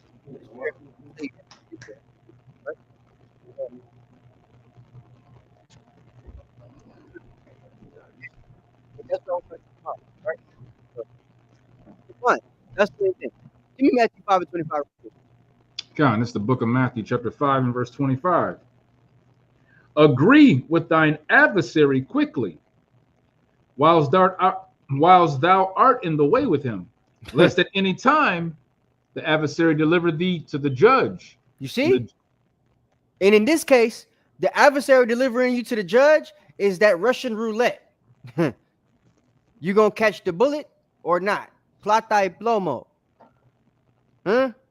So that's what it is. Agree with your adversary quickly. He asked you to license registration? Yes, sir, massa. Chic. Right? Put your hands back on the steering wheel. If you got something illegal with you on the car, let his ass know. I've done that before. And guess what? I didn't go to jail. Back in the day, you know what I'm saying? I get pulled over, got some stuff on me. I tell them, hey, yo, lift up the glove handle. Got a blunt right there. Yeah, All right, sir. Can you step out the car? I got a search. Yeah, no problem. I showed you I got it, though. I wasn't lying, Yeah, you're right, sir. You're right. I appreciate that. He checked the car, found some gummies to go with it, and all he did was make me stomp on it. He didn't even give me a ticket. Appreciate you for being honest with me, sir. Let you go on about your day. Just don't do that. You don't get caught with it. It's illegal in Georgia. Went on about my business. My homies that lied about it, they in jail right now, waiting to get out. Sometimes you got to agree with your adversary quickly. I'm just saying. I ain't telling y'all do nothing illegal. You know what I'm saying? I'm just saying. If you do, sometimes it's best to comply. You might get up out of it. So, yeah. And I think that probably would have happened for this brother in this situation. The cop didn't seem too messed up. Yeah, they crackers. Yeah, they racist. But sometimes they let you go. The Most High can make any of your enemies be cool. Right? So, that's what you got to think sometimes, especially if you're in the truth. So, but let's continue with the video. First Coast News says this traffic stop started after an officer spotted the car driving without headlights during, quote, inclement weather. The incident taking place on February 19th. All right. Okay, and so we are getting a delay on the press conference. All right, no delay now. Determined that none of the involved officers violated criminal law. Okay, wait a minute. So this is the part. Was circulated. This Negro light right here is who we are calling the question, right? Because everything we just saw, even though I just told y'all how the brother kind of broke the law, the things that the cops did to him as far as the violations to him getting beat up, that's not something that's supposed to happen, right? You're supposed to be able to, and I'm going to show you a video where a sister broke the law and got the car broken, and the cops pulled her out the car like she was still a human being after they busted the window in her face. She's screaming everything, help, rape! They're like, come on, man, step out the car. Come on. There you go, mama. All right, let's go. After they just bust the window in her face. Meanwhile, these cops bust the window. The dude is more calm than this lady Who the other cops is, hey, come on, lady, let's go. Come on. You know what I'm saying? And they beating this dude behind, and he's sitting there with his arms up and stuff. So no, Salakia, I want to say something on that because that is a tactic that police always use. It's always been used against me back when I was a young man. Mm-hmm. That is a provoking. Yeah, that's a provoking tactic, and I'm sure a lot of brothers who have been involved with police can attest to this. Cops do that all the time, especially if you're going to be having an attitude with them. They're going to try and provoke you, especially if they know that you don't like them. And especially if you know the law, they're going to try and tick you off in some kind of way so they can have a reason to go further than what they're supposed to go. Mm-hmm. But that's definitely a provoking tactic. And what I want y'all to remember is qualified immunity. That's right. Rules for thee, not for me. Me is the cop. Okay? The rules apply to you, not to them. Qualified immunity. So remember that. Don't think I know the law. You can't do this. You're not gonna get away with this. You don't have the complexion for protection. Okay? Con. You got the complexion for neglection. And they will show you how much they plan to neglect your behind. Disrespect your behind. It will be a wrap. Okay? So I'm telling you this. I'm not doing this lesson because I agree with them being able to violate y'all. I'm doing this lesson because I'm tired of seeing y'all get y'all behind beat by the cops or get killed by them. And not realizing you could just fight it later. Don't try to fight them. Whatever you trying to fight with him because you know the law, guess what? He don't even know what the hell you talking about. He heard from another cop. Hey, you know you could pull them over when they don't have lights on in the rain. Oh, really? Huh? Yeah, inclement weather. That ain't even what the law says. He just heard it from his homeboy at the station. Tried to use it. They don't know the law. I got pulled over one time for the cop not having my lights on in the rain. Luckily, the sun came out right away. And when he came to the window, I said, sir, his lights ain't on. You gonna pull him over too? The cop said, sir, no. I just wanted to see, what the deal was. I said, what do you mean what the deal was? You trying to see if I had something in the car? Go ahead. Put your face in here. Come sniff around. I ain't got nothing in here. I told him that, right? He says, all right, cool. Just license registration. I give him my license. He walks back to the car and comes back. He just sat in his car. Didn't even get on the computer. He just sat in the car. I'm looking at him. I've seen the cops do that before. He just walked to the car, sat in the car, looks at me for like 2 minutes, then gets out the car. He took his badge off. Like I wasn't gonna ask him, nigga, name and badge number. He took the badge off. Came back to the car with nothing on his shirt. Here you go, sir. Oh, wait, whoa. Name and badge number? Okay. And it just so happened, my little brother was in a hit and run like a month after that. And he was the same cop that tried to pull my little brother over and didn't even, he let that go because he knew I had some on him. So it's like, long story short, don't matter if you know the law. If I would have tried to fight him about that junk on the street, he probably could have done something to me. Because you see what type of cop he was. He pulled me over, asked for my license, and didn't even put it in the system. Just sat in the car, waste my time. Once he made me roll my windows down and a big puff of weed smoke ain't come out the windows. I had dreads back then. He probably thought I was Jamaican or something. You know what I'm saying? So, but yeah, that's how I go. So listen to the Coon. On social media. At my direction, the agency immediately began both a criminal and administrative review of the officer's actions. These administrative reviews are ongoing, but the state attorney's office has determined that none. So the state attorney's office has determined none of the involved officers violated criminal law. So battery ain't battery in Jackson County when you're a cop. You see?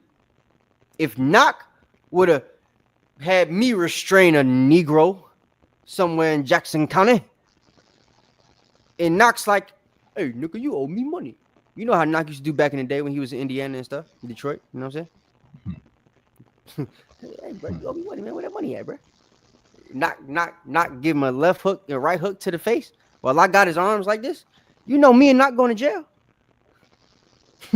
for battery, assault, or assault and battery, right? Depending on how bad it is. But the police that did that to this dude, what'd he say? State Attorney's Office has determined that none of the involved officers violated criminal law. Even though the administrative review has yet to be completed, we are releasing the body-worn camera footage today because Officer Bowers has consented to its release. And Officer Bowers consented to the release because he know he's not going to get in trouble now. Duh. I don't care what the public cares about me. I already got 150 complaints. They already don't like my white ass. So, yeah, I don't care. Not to mention, we never got Bowers' first name. When he's going to give the names of the officers that give the body camera footage or consent to it, guess what he calls them? First initial, last name. D. Bowers, K. Curse, G. Sharif, like, whatever. How the hell am I going to find out who that is? I can't Facebook search somebody by their first initial, last name. It's going to be 18 people pop up. I'm sure none of them going to be in a Jackson County police uniform. You can't see their face from the body cameras, on their body cameras. A lot of the body cam footage doesn't show the police officers' faces. Only the camera does. Some of them do at the end, but it's not the officers that are in question. So we don't even have them cops' names. So that's the point I'm making. He even made an effort to hide the actual identity of these officers from the public by not giving their full names, not disclosing that information, right? So keep that in mind too. It's like it's seeming like a cover up from the jump, right? I done spoke about what the brother did wrong. I'm gonna tell you what these niggas did wrong too now. waived his officer's Bill of Rights pertaining to the discrete piece of evidence.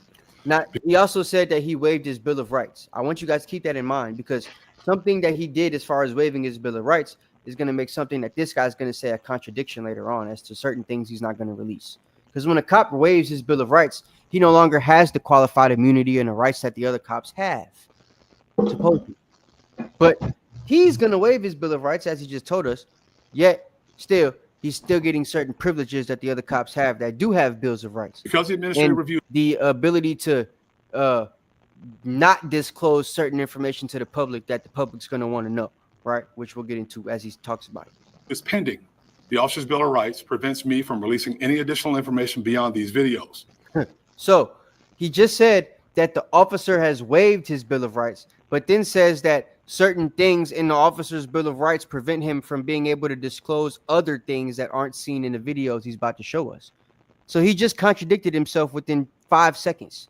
And the regular black people don't realize that type of stuff. He just told you the officer waived his Bill of Rights, but there's things I'm not going to show you due to this officer's Bill of Rights. But the Bill of Rights is waived. So why the hell you won't show us everything that we need to see? He doesn't have a Bill of Rights anymore. You just told us he waived it. So why are you still upholding things according to his Bill of Rights that he no longer has? That's a contradiction.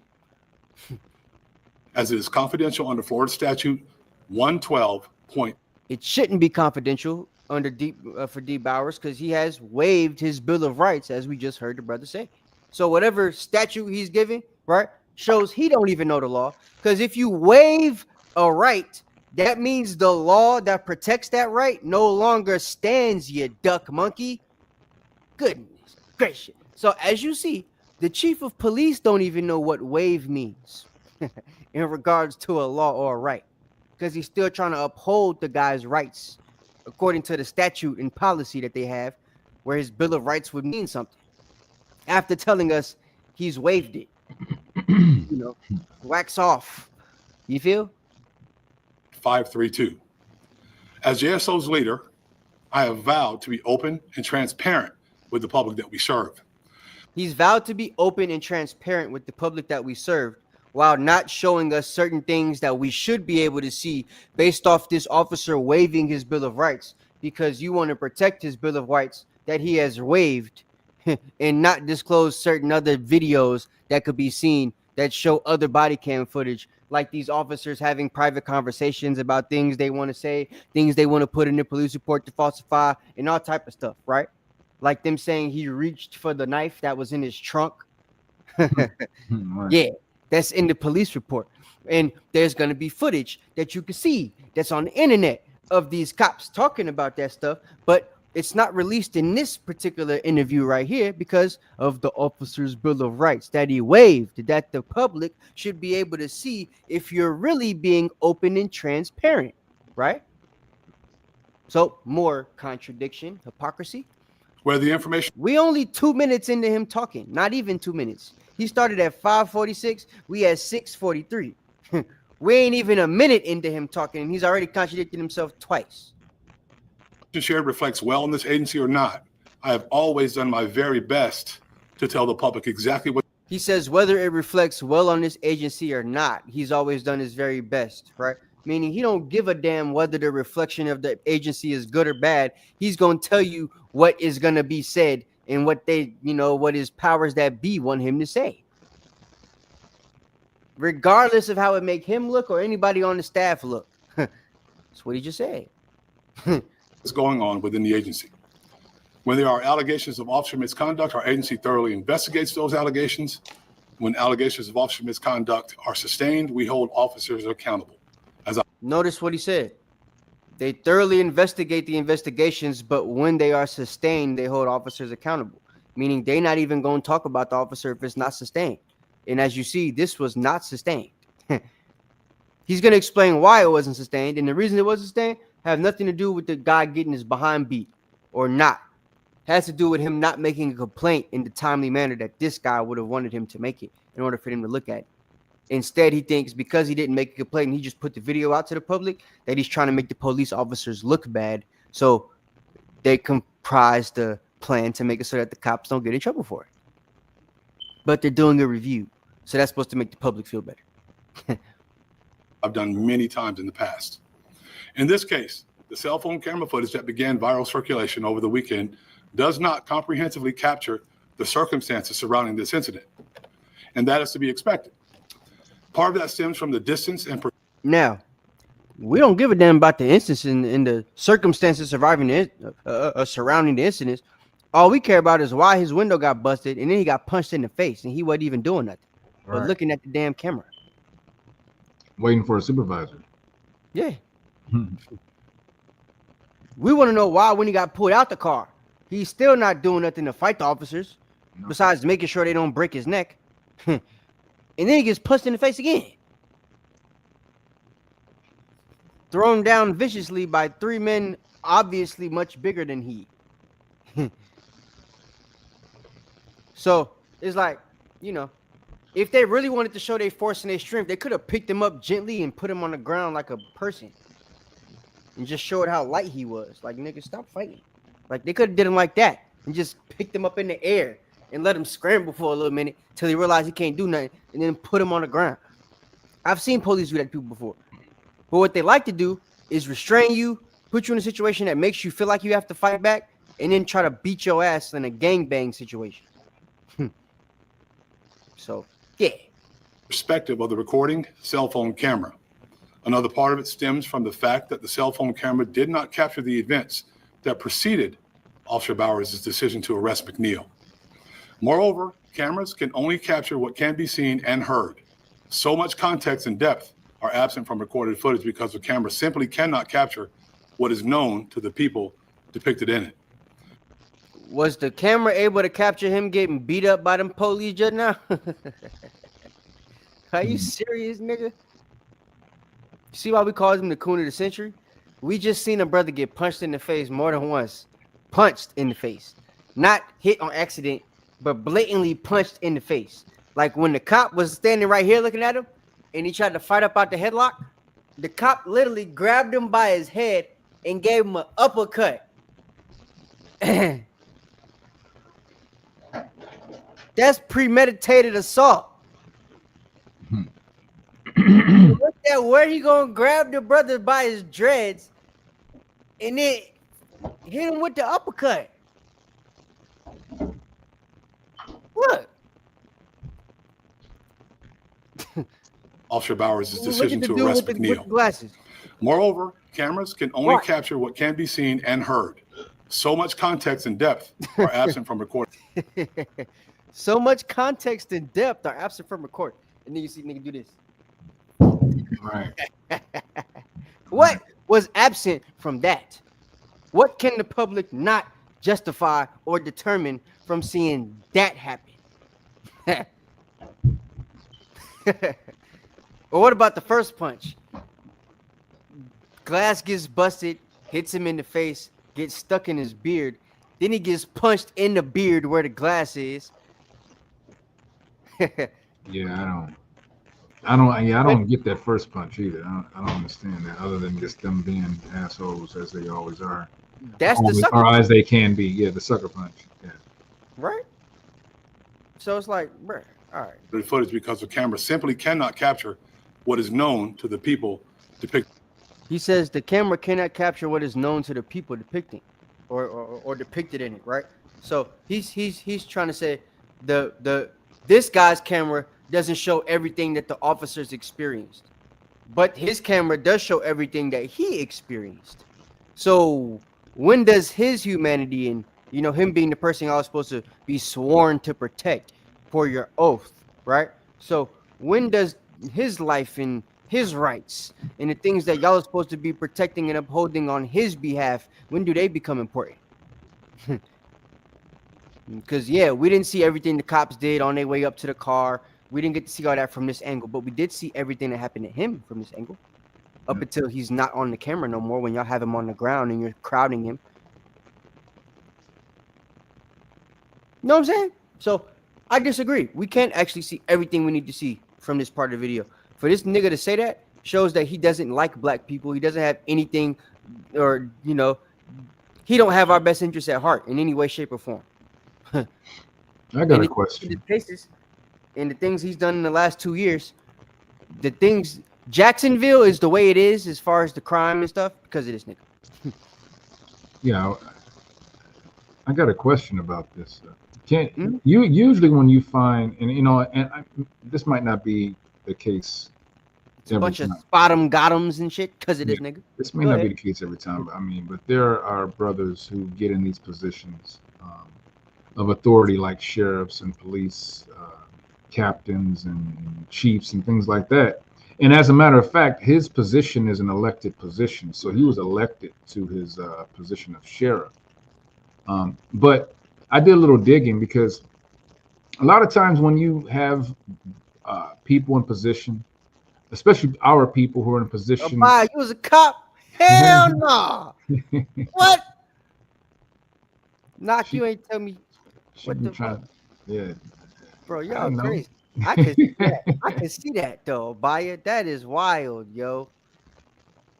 That's crazy. Who you work for? What county you work for? God damn. If I'd have known that when they tried to get me for probation, I would have hit you up. Yeah, and she made another point. That's the point, that he was elected, right? So being an elected official means that number one, that's big coonery right there, right? And not only that, but it gives him incentives. It gives him incentives that other to act brothers, on their behalf, right, don't get. So check this out. I got something. I actually pulled. I never thought about that. Yeah, I actually pulled something up, and let me go ahead and share it real quick, if you don't mind, real quick. That's wild. Since it's on that point here. So all sheriffs are elected? That's how they work? That's correct. Yeah. Wow. Okay. All right. Let's go here. Interesting. Can you guys see that? Yep. Okay. So it says Thomas Kevin Waters, an American law enforcement officer and politician, serving as the 7th sheriff of Jacksonville since 2022, a member of the Republican Party. He is one of the 5 black. Oh, he's a Republican. He don't like you niggas with the wicks and the gold teeth. Okay, I'm gonna show you something. Now. I'm gonna show you something else. He is one of 5 black sheriffs currently serving in the state of Florida as of 2025. Now check this out. This is recent. This right here. In February 2025, Waters was appointed to the new State Immigration Enforcement Council. What does that stand for? He working with Trump. But what is the Immigration Enforcement Council? Anyone know? They people that be kicking the Haitians out of Florida. Well, let's look at the first letters of those three words. Well, not that one. They work with ICE. I was gonna say that it's ICE, but it's not. But they work with ICE. Working with Trump. Right. So what I did is I went to. Let me go ahead and show you what this Florida Department of Law Enforcement FDLE. They said he is Scientologist too. Now check this out. That's crazy. Let's go here. Kamala Harris. And let's go to, where is it at? Florida Department of Law Enforcement. Public policies? Well, what you looking for? I'm looking for, there was a page that actually, wait a minute, let me go back here. I'll do this. Let's go back here. So this is a black ICE officer. He's a Republican. Here we go. Here we go. Now look, this is the State Immigration Enforcement Council. So he's on the council. This is the Boondocks cop, yo. That work from the Boondocks. And they work with, and he's a council member that works with ICE. So it's not just our Southern Kingdom brothers. From the Boondocks in real life. This is crazy. So this is even a warning to our Northern Kingdom brothers and sisters also. Yeah. He's an assistance with he don't just hate niggas, he hates y'all too. Basically. I mean, he envies the oppressor. Wow. It makes sense now. It all makes sense. Yeah. See? Okay. All right. I get it. He's probably got a white wife, an adopted child. He ain't even want to have the kid with her. He just adopted a white kid. I'm sure. I want to look into his family. Is he married? I think he is. Yeah. I want to do a whole background check on this Coon nigga now. We'll figure that out. That's crazy, bro. Yeah. Yep, but that's what that is. So I'll go ahead and stop sharing this. You can go ahead and go back. TK Waters, boy. Thomas Kevin. Your mama gave you 3 last names.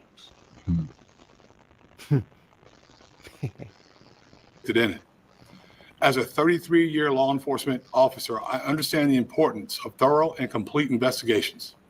One piece of evidence considered in a vacuum without any context can lead to skewed conclusions.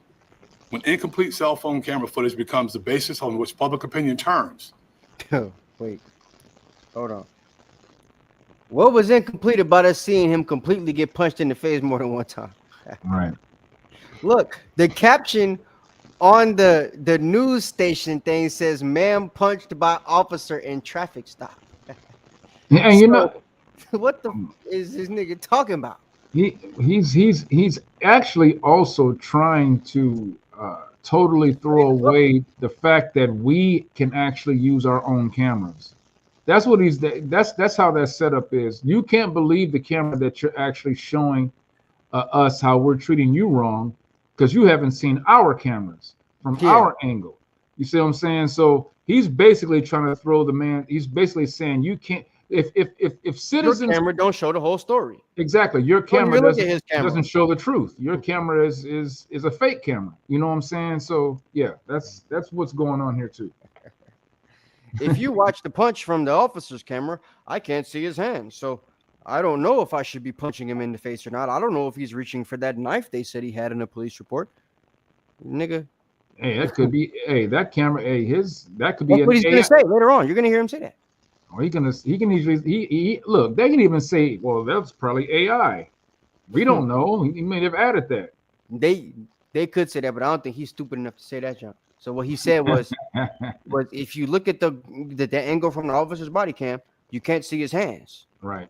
So he justified the cop punching him in the face to say he had to do whatever he had to do to make sure he wasn't grabbing a gun.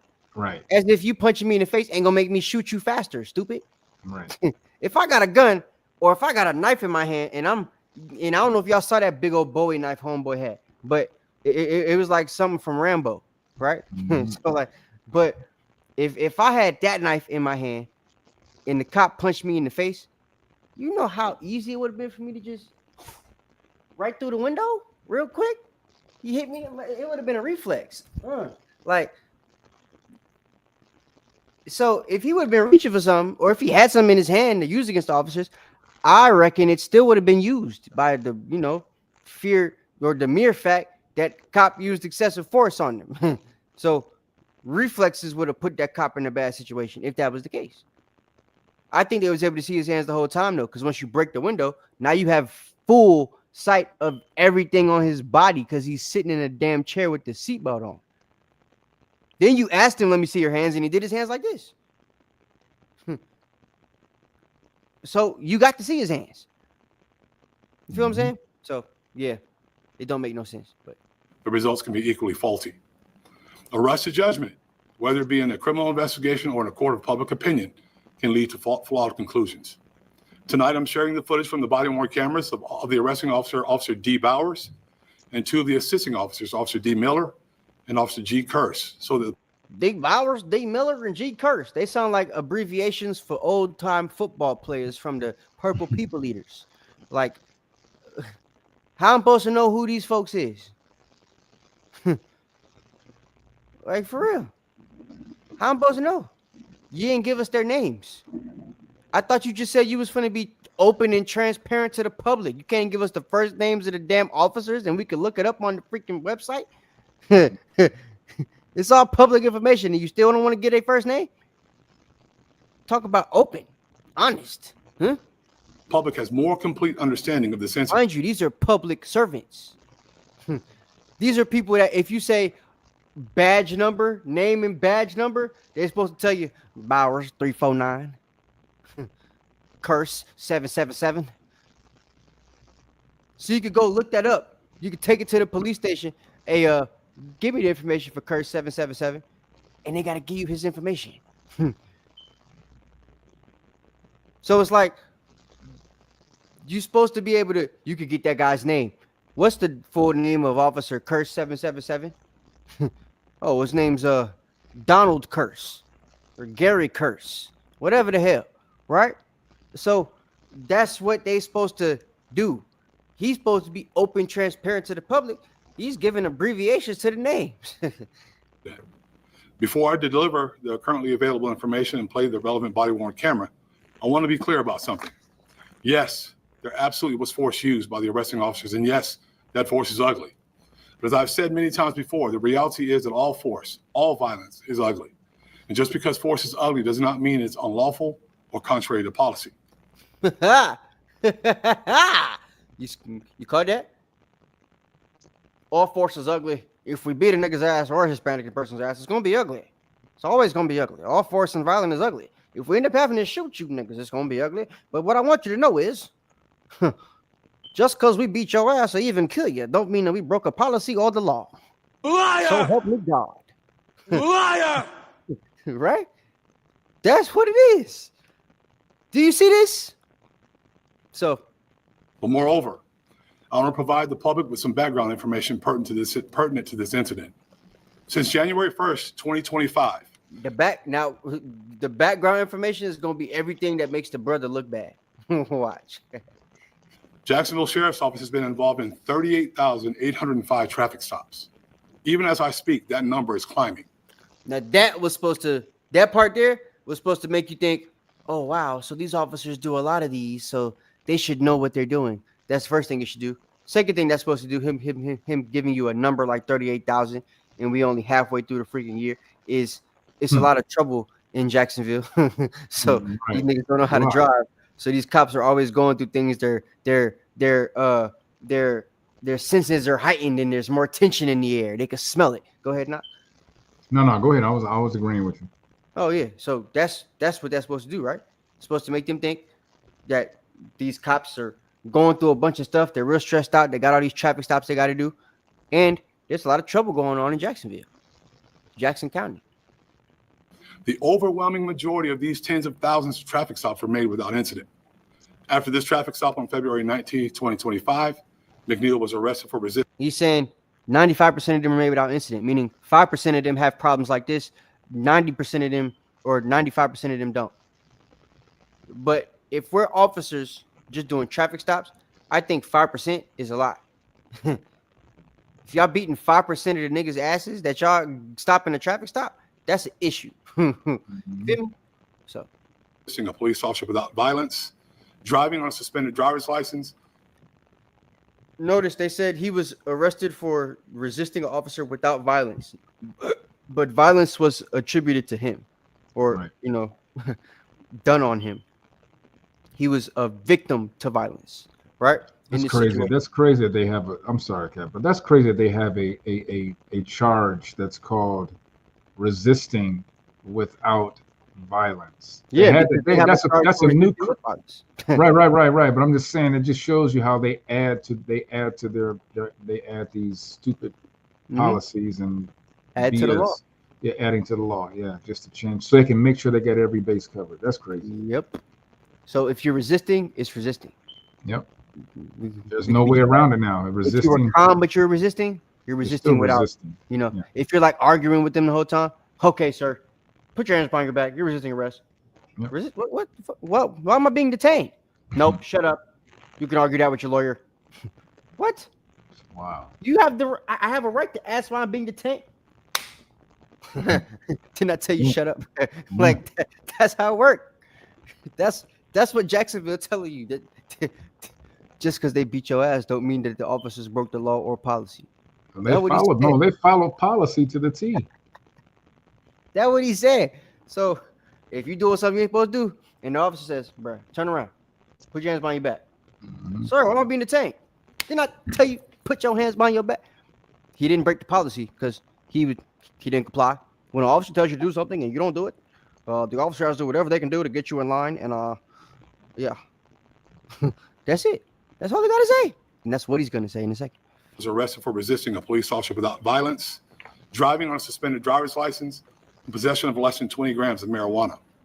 On February 20th, 2025, McNeil pled guilty. So that's all he got arrested for that day, right?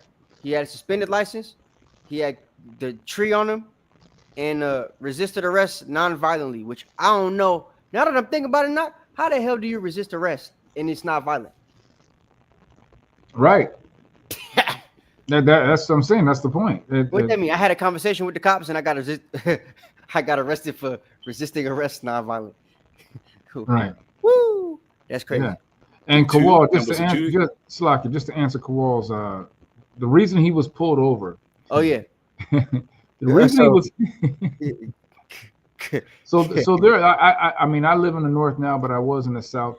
So there's certain laws. It happened to me in Georgia. Okay, cool. So the reason was that there's a law in Georgia that whenever there's inclement or weather, like if it's raining, right, that you're required to turn on your lights because they need you to be able to, make sure you don't get no accident. There's a caveat to the visibility. Law. Yeah, visibility issues and different things like that. So the fact that he didn't have it was supposedly raining, and he didn't have his windshield wipers on. Also, I'm sorry, his headlights on, right? And the other was there was one more thing. What was the other reason, Cap? They said he didn't have his seatbelt on, but they didn't see that. Yeah, but how could you see that? No, what it was the tint. That's what it was. They claimed he had tinted windows. His tint was like too dark. Yeah, okay. Yeah. So that's and then when he pulled up, though, the officer also said, "I see you don't have your seatbelt on," but he had his seatbelt on because we saw when he got punched in the face, his seatbelt was still on. Okay. So, but yeah, so but anyway, like something else I want to say about that. What you just said about talking about the law, the statute in Florida, and you said in Georgia for driving. Yeah. So the way the law works is it states for Jacksonville and for Georgia, you are required to cut your lights on during rain, that's a good sleet, point. Snow, or smoke, or fog, right? So during is the key word. And the action. If it had just stopped raining, you don't have to have your lights on. Right. If it was raining 15 minutes ago, you don't have to have your lights on. If it rained 10 seconds ago, you don't have to have your lights on, which is why the police that pulled up didn't have their lights on. They didn't. But what the cop did was he used the fact that there were still raindrops on the dude window. That's what I'm saying. That's crazy. There's no new raindrops that hit the window per the officer's body cam, since he wants us to look at their angle, right? From the officer's angle that you can see outside the window, you don't see no new droplets of water hit the window. No. We'll see it in a second, right? So when that happens, it's determined or determinable that it was not raining at the time of the guy being pulled over. Right. At the traffic stop, right? So while he's stopped, it didn't start raining. So it wasn't raining when he got pulled over. Nope. And it wasn't raining when the cop walked to the window. But the cop used the inclement weather law to be able to, pull him over. So they could probably fight that in court and win for that.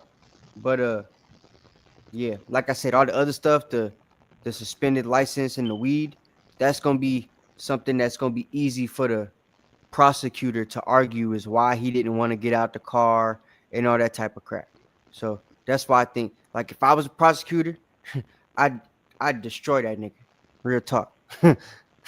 He would have no case because I'd know how to convince the jury, yo, he didn't even want to get out the car. It wasn't going to be no compliance because he had a suspended license and weed in his pocket. I wouldn't want to get out the car either.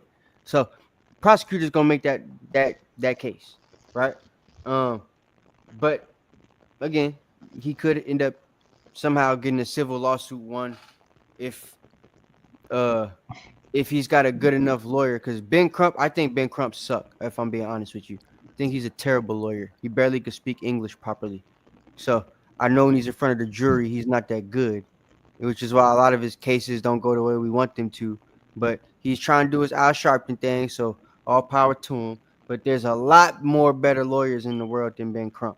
And I'll say that to his face if I ever get to see him. But he's not that good of a lawyer. So I'm praying for the brother, but I don't think he's going to have a good case because Ben ain't that good. So, yeah. Guilty of resisting a police officer without violence and driving on a suspended driver's license. Those pleas of guilty were accepted by a local judge who found them to have been factual basis and to have been voluntarily made by McNeil. After the resolution of this criminal case, McNeil took custody of his cell phone. Now I know why he talks like this, because he's a politician. Thank you for showing me that, Knock. I did not know that. The one he presumably used to record the footage that was shared on social media on March 5th, 2025. At no time, February to now, did McNeil contact JSO to file a complaint, nor share with the agency the cell phone footage that is circulated on social media. That's his other thing that he did wrong. He never filed a complaint. So this guy's going to make it seem like I would have had his back had I known about it before the public found out about it, but I just found out about it when the public found out. And now he's got my back against the wall. If you read between the lines, that's literally what he's saying right now. And he's about to explain, I think he did this to try to make us look bad. Because he didn't make any effort to put or to make a complaint or to show us the footage that he had on his cell phone prior to him just releasing it to the public to start some viral, campaign. That's the way he's about to word this, and that's the way he's looking at it, and is trying to angle it to tell you what angle the police is coming from with this. They're taking it as he had a chance to make a complaint in which we could have handled it as an internal affair and got the cop in all the trouble he needed to get in. But instead what he did was he decided to make it a public affair and allow the streets and the public to hold court for us and cause public opinion to reign on how this is going to go down. And that's what he don't like, because his name is already bad for the public. And as I just found out, he's a politician. So it's possible that if he gets another bad rep or such a bad rep, he might not get elected. There you go. It makes sense now. Yeah. So he's trying to make sure everybody knows, yo, this dude is just trying to make me look bad. He doesn't like me. He doesn't want me to be in the position I'm in. And to be honest, those complaints with internal affairs do not go that far. No, they don't. They don't go anywhere. Mm-hmm. But it's protocol. Sometimes you got to follow protocol to get what you want. That's all I'm saying. God. It's protocol. There's procedure for a reason. Mm-hmm. You know what I'm saying? Not for it to work at the beginning of the procedure, but once you follow the whole procedure all the way out, you're supposed to get the correct outcome. Problem is, we typically don't follow the procedure all the way out. We only do like one or two of the steps, and then we expect them to give us something that they don't. The white people, they follow the whole procedure and do extra stuff. That's why they be getting whatever they want. But they also know to do that. Mm-hmm. When we get violated by the police, we don't even know we're supposed to make a complaint. We don't even think that's going to do anything. What the hell a complaint going to do if we complaining to the people that did us dirty? That don't make no sense to a It don't. It don't. It really don't. It really Like, don't. why I'm gonna go complain with you? I You did it don't to me. like what the hell? You gonna punish yourself? Like what? Right. That don't make no sense. So and hey, look, and precincts even know that most of the time, most black folks ain't gonna file a complaint. Well, that's why, because it don't make sense. Why I'm they're not gonna do it. That's what we thinking. You know, they're Well, not. I'm gonna complain, and you the one that did this to me. You not gonna punish yourself. Yeah. So that's what it is. So yeah, we don't make complaints because, but like he's making that the deal. He's black. He knows we don't make complaints. Yet he's making that the linchpin for why this brother's not getting the outcome he wants. If he would have made a complaint instead of just putting a video out there for all you guys to see on Twitter, it wouldn't be going like this. We could have handled it in February. That's what he's about to say. As I said earlier, with the agency, the cell phone footage that is circulated on social media. As I said earlier, immediately upon becoming aware of this footage, JSO began a criminal and administrative investigations into the incident. Had McNeil filed a complaint, JSO would have started this investigation at that time. But we were not aware of this allegation or of improper use of force before this weekend. You see? As if that makes a difference, because you guys, even though you just found out about it this weekend, you already made a conscious effort to go ahead and make it so that what? So that the brother doesn't have nothing to worry about because you already made it so that the cop is off. Yep. But y'all just found out about it this weekend. So how much sense does that make? You know what I'm saying? It don't make much sense to me, but that's how they do it. So, yeah. Make it make sense. This is agency's pattern of practice in any circumstance of use of force. The relevant body-worn camera footage was reviewed by multiple levels of supervision. However, as you'll see in short order, the body-worn camera footage does not capture Officer Bauer's response to resistance when McNeil was seated in the driver's seat. As I explained. Response to resistance when he was seated in the driver's seat. So what he's talking about is when the brother didn't get out the car when the cop asked him to the first time before all the other cops came, and he decided to lock the door. They're calling that a response to resistance, or they're calling the officers being able to beat his behind a response to him simply locking his door and deciding to wait for a supervisor. Right. Which is supposed to be something within his rights to do. When you ask for a supervisor, they're supposed to allow you to get one. So, yeah, make it make sense. I don't know. And it may be different in certain states when it comes to the super. Just to add on to that supervisor thing, it may be different in some states if you are able to request for a supervisor or some precincts. Again, that's going along the lines of police policy and not actual statute or law that's found in there. But in this video, the one thing that I found that was kind of how can I say, like Captain said, you have certain rights. You know, when the brother had requested, because in the video somewhere he requested that he wanted to speak with a supervisor. I think that was early on in the video before we got to this point, of course. And for someone to close their door and have to lock their door when an officer comes, or a peace officer comes, I mean, that just tells you what times we're in right now, right?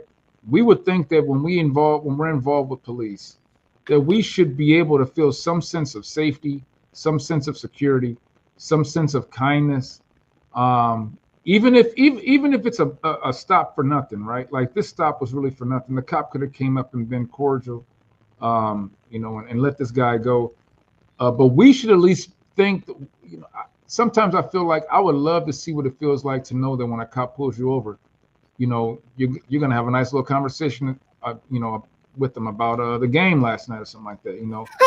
For our people, we don't have that, but I know there are some people who have those type of conversations.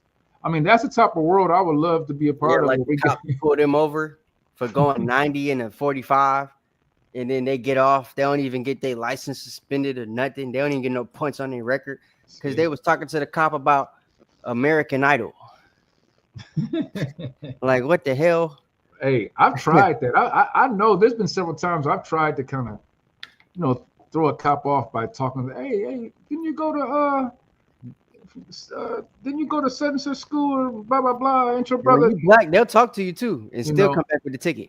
You're right.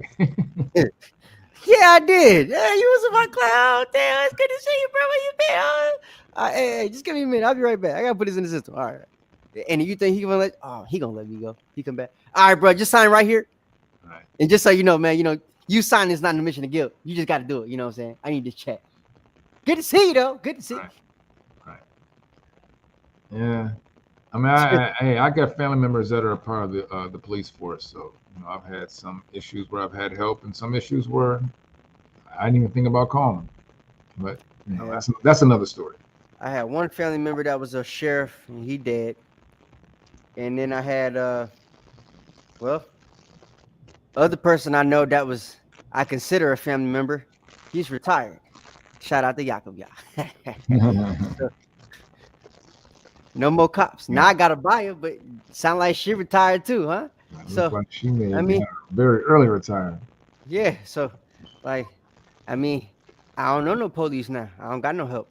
So Although the state attorney's office has deemed it We not got criminal, Yahweh the response shy. Well, that's facts. We do got that in wisdom. Yep. So he's helping me help y'all, I guess, right now. So shit.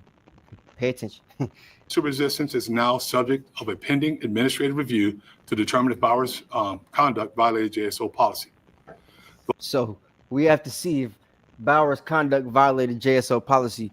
And to determine that, we're going to see if JSO policy has anything to do with punch people in the face. I'm not going to do it. I'm saying that's what the ending of this case is going to be based on, since you just saw that, right? There's no criminal case. So now the whole thing, whether he has a civil case, is going to be based on what did they determine if Officer D. Bowers, who has waived his immunity rights, but is still being held as if he's immune, he gets to put himself in a situation where they're going to review his stuff, probably with his help, and they together are going to determine whether him sucker punching this dude a couple times in the face was policy or not. And I guarantee you it was policy. Even if they have to make a new policy to make it policy, it's going to be policy. The law requires that a person comply with the police officer's commands during a traffic. That's why. The law requires that a person comply with the police officer's commands during a traffic stop. This is extremely important. Now, you see, we have there's steps to that compliance. When a cop comes up to your vehicle, he has to have a reason as to why he stops you. That's the law. That's the law. No. Hear what I'm saying. Okay. So what I'm saying is that for that compliance, and that is the law to comply, right? But if you're complying to something, no, I'm talking about what he has to do, like the probable cause and stuff. Right. Yeah, the probable cause that the cop has to have, right? He has to have probable cause or some type of articulable suspicion, reasonable articulable suspicion of a crime being committed or in the act of a crime, right? Those steps have to be followed first. That's the point that they don't bring out. A lot of our people don't understand. There are certain things that have to happen in order for this to be the right way, because you can beat a lot of this stuff in court if you know your rights. Which the thing is, like you said, you could beat it in court. Can't beat it on the pavement. They'll beat your ass on the pavement. You see? So you try to beat it in court, they're gonna beat you up. Or on the street. Right. If you try to hold court in the streets, they're gonna show you what happens when you hold court in the streets. Right? So that's how it works. That's the cops. They're the biggest gang in America, right? Yep. So and gangs always do their work in the streets. We know that. We brothers and sisters, right? We the ones started the gangs and stuff. So our gangs do work in the streets. Well, the biggest gang they have does the same thing. So gotta keep that in mind. The only way you're gonna get the justice is if you go to the court system. But a lot of y'all don't make it to the court system because they be getting charges on you that make you look like the bad guy, like this guy in this situation. Where now, because he didn't comply, right? That's how it worked. And one thing I want to say about the compliance thing. Yes, there's steps to compliance. Yes, there's things they have to do. Yes, they have to have reasonable, articulable suspicion. But that's if they're following the law. I'm going to say it one more time. Rules for thee, not for me. So the law says they have to have reasonable articulable suspicion. They are law enforcement, but when in the uniform, they are not enforcing the law. They're enforcing policy in their feelings. That's right. However you make them feel is how they're going to treat you. Yep. And whatever policy you break is what they're going to enforce. Their policy allows them to not even charge you with anything at all, even if you committed a crime. They can do that. That's the discretion they have. And I don't think people really understand that. People I don't got really caught with understand weed that. back in the day. Right. Gwinnett County policy. He seen a whole blunt in my glove compartment because I kept my wallet in there. I opened it up to try to get my wallet, and it was bam, voila, magic. He said, "Oh, hey, what's that?" I said, "Nothing." Tried to close. No. Step out the car, sir. Damn. All right. That's all I got though. And he found some gummies and let me go. You know what I'm saying? Yep. I had more in the car that wasn't rolled. He left it in the car. Yep. And let me go about my business. He broke the law. Well, according to policy, he didn't. But according to the law, he did. He let me leave with an illegal substance. That's that discretion. And drive. You right on That would point. be driving while driving under the influence, or it could be a driving while intoxicated if I was high or whatever the hell. Like any of them things he could have put down just because I had it. You feel me? Mm-hmm. None of that happened. He just let me go. So technically that cop broke the law. That's discretion. That's discretion. They They have the discretion to do that. And like you said, that's part of their policy. Mm-hmm. So policy could go in your favor or could go against you. The thing is with black people, it usually goes against us. So, yeah. I probably only got let go so I could tell y'all this story. Are not options. If you disagree, take care of it someplace else, but not on the side of the road. No one enjoys being the subject of a traffic stop. And there are times in which citizens dispute circumstances of their stops. But the law is clear. A person must comply with an officer's commands. Now, I don't know about the must comply with officer commands, because if an officer tells me to do something that I know is not lawful, I ain't going to do that. But, hey, bro, yeah, I know. We ain't supposed to do that. I know. Yeah, F the police. But, my bad, that's my dog. So, but we have to be in a situation where we understand, though they have policies that they're supposed to enforce, don't ever think that the cop just gonna give you the easy way out or something like that. You know what I'm saying? So it's best for you to just do what you're supposed to do as far as the compliance is concerned. Because like I said, as you see the way he's talking, this compliance word is what they're gonna always use to try to get us on something. And it just seems to be, from what I can tell, what they're judging as complying is whether you listen exactly to what they say or not. So, oh. Even if that person disagrees with that officer's reason for the stop. Within 21 seconds. And arguing in the street, like he said, that's probably the only thing he said that I agree with. Everything else is going to be BS. Of his civil stop or civil traffic infractions, driving without illuminated headlights during the rain or failure to wear a seatbelt, McNeil refused to provide stopping officers with his driver's license and registration. So he said during rain. So he stated the law correctly. He didn't call it Right. inclement weather. He said during rain, but we didn't see any rain. And then he said without a seatbelt, but we see the guy with a seatbelt on in his video. So it goes back to what Knock was saying earlier. Only believe our cameras. Screw what you saw on the other guys. So 14 seconds later, he locked his car door and refused to exit the vehicle, despite being told many times that he was under arrest. Moreover, McNeil was warned 7 times that he needed to open the door and exit because he was under arrest or resisting an officer without violence, or police would be forced to break his car window. Soon after McNeil was outside his car, officers found a large, unsheathed, serrated knife on the driver's side floorboard.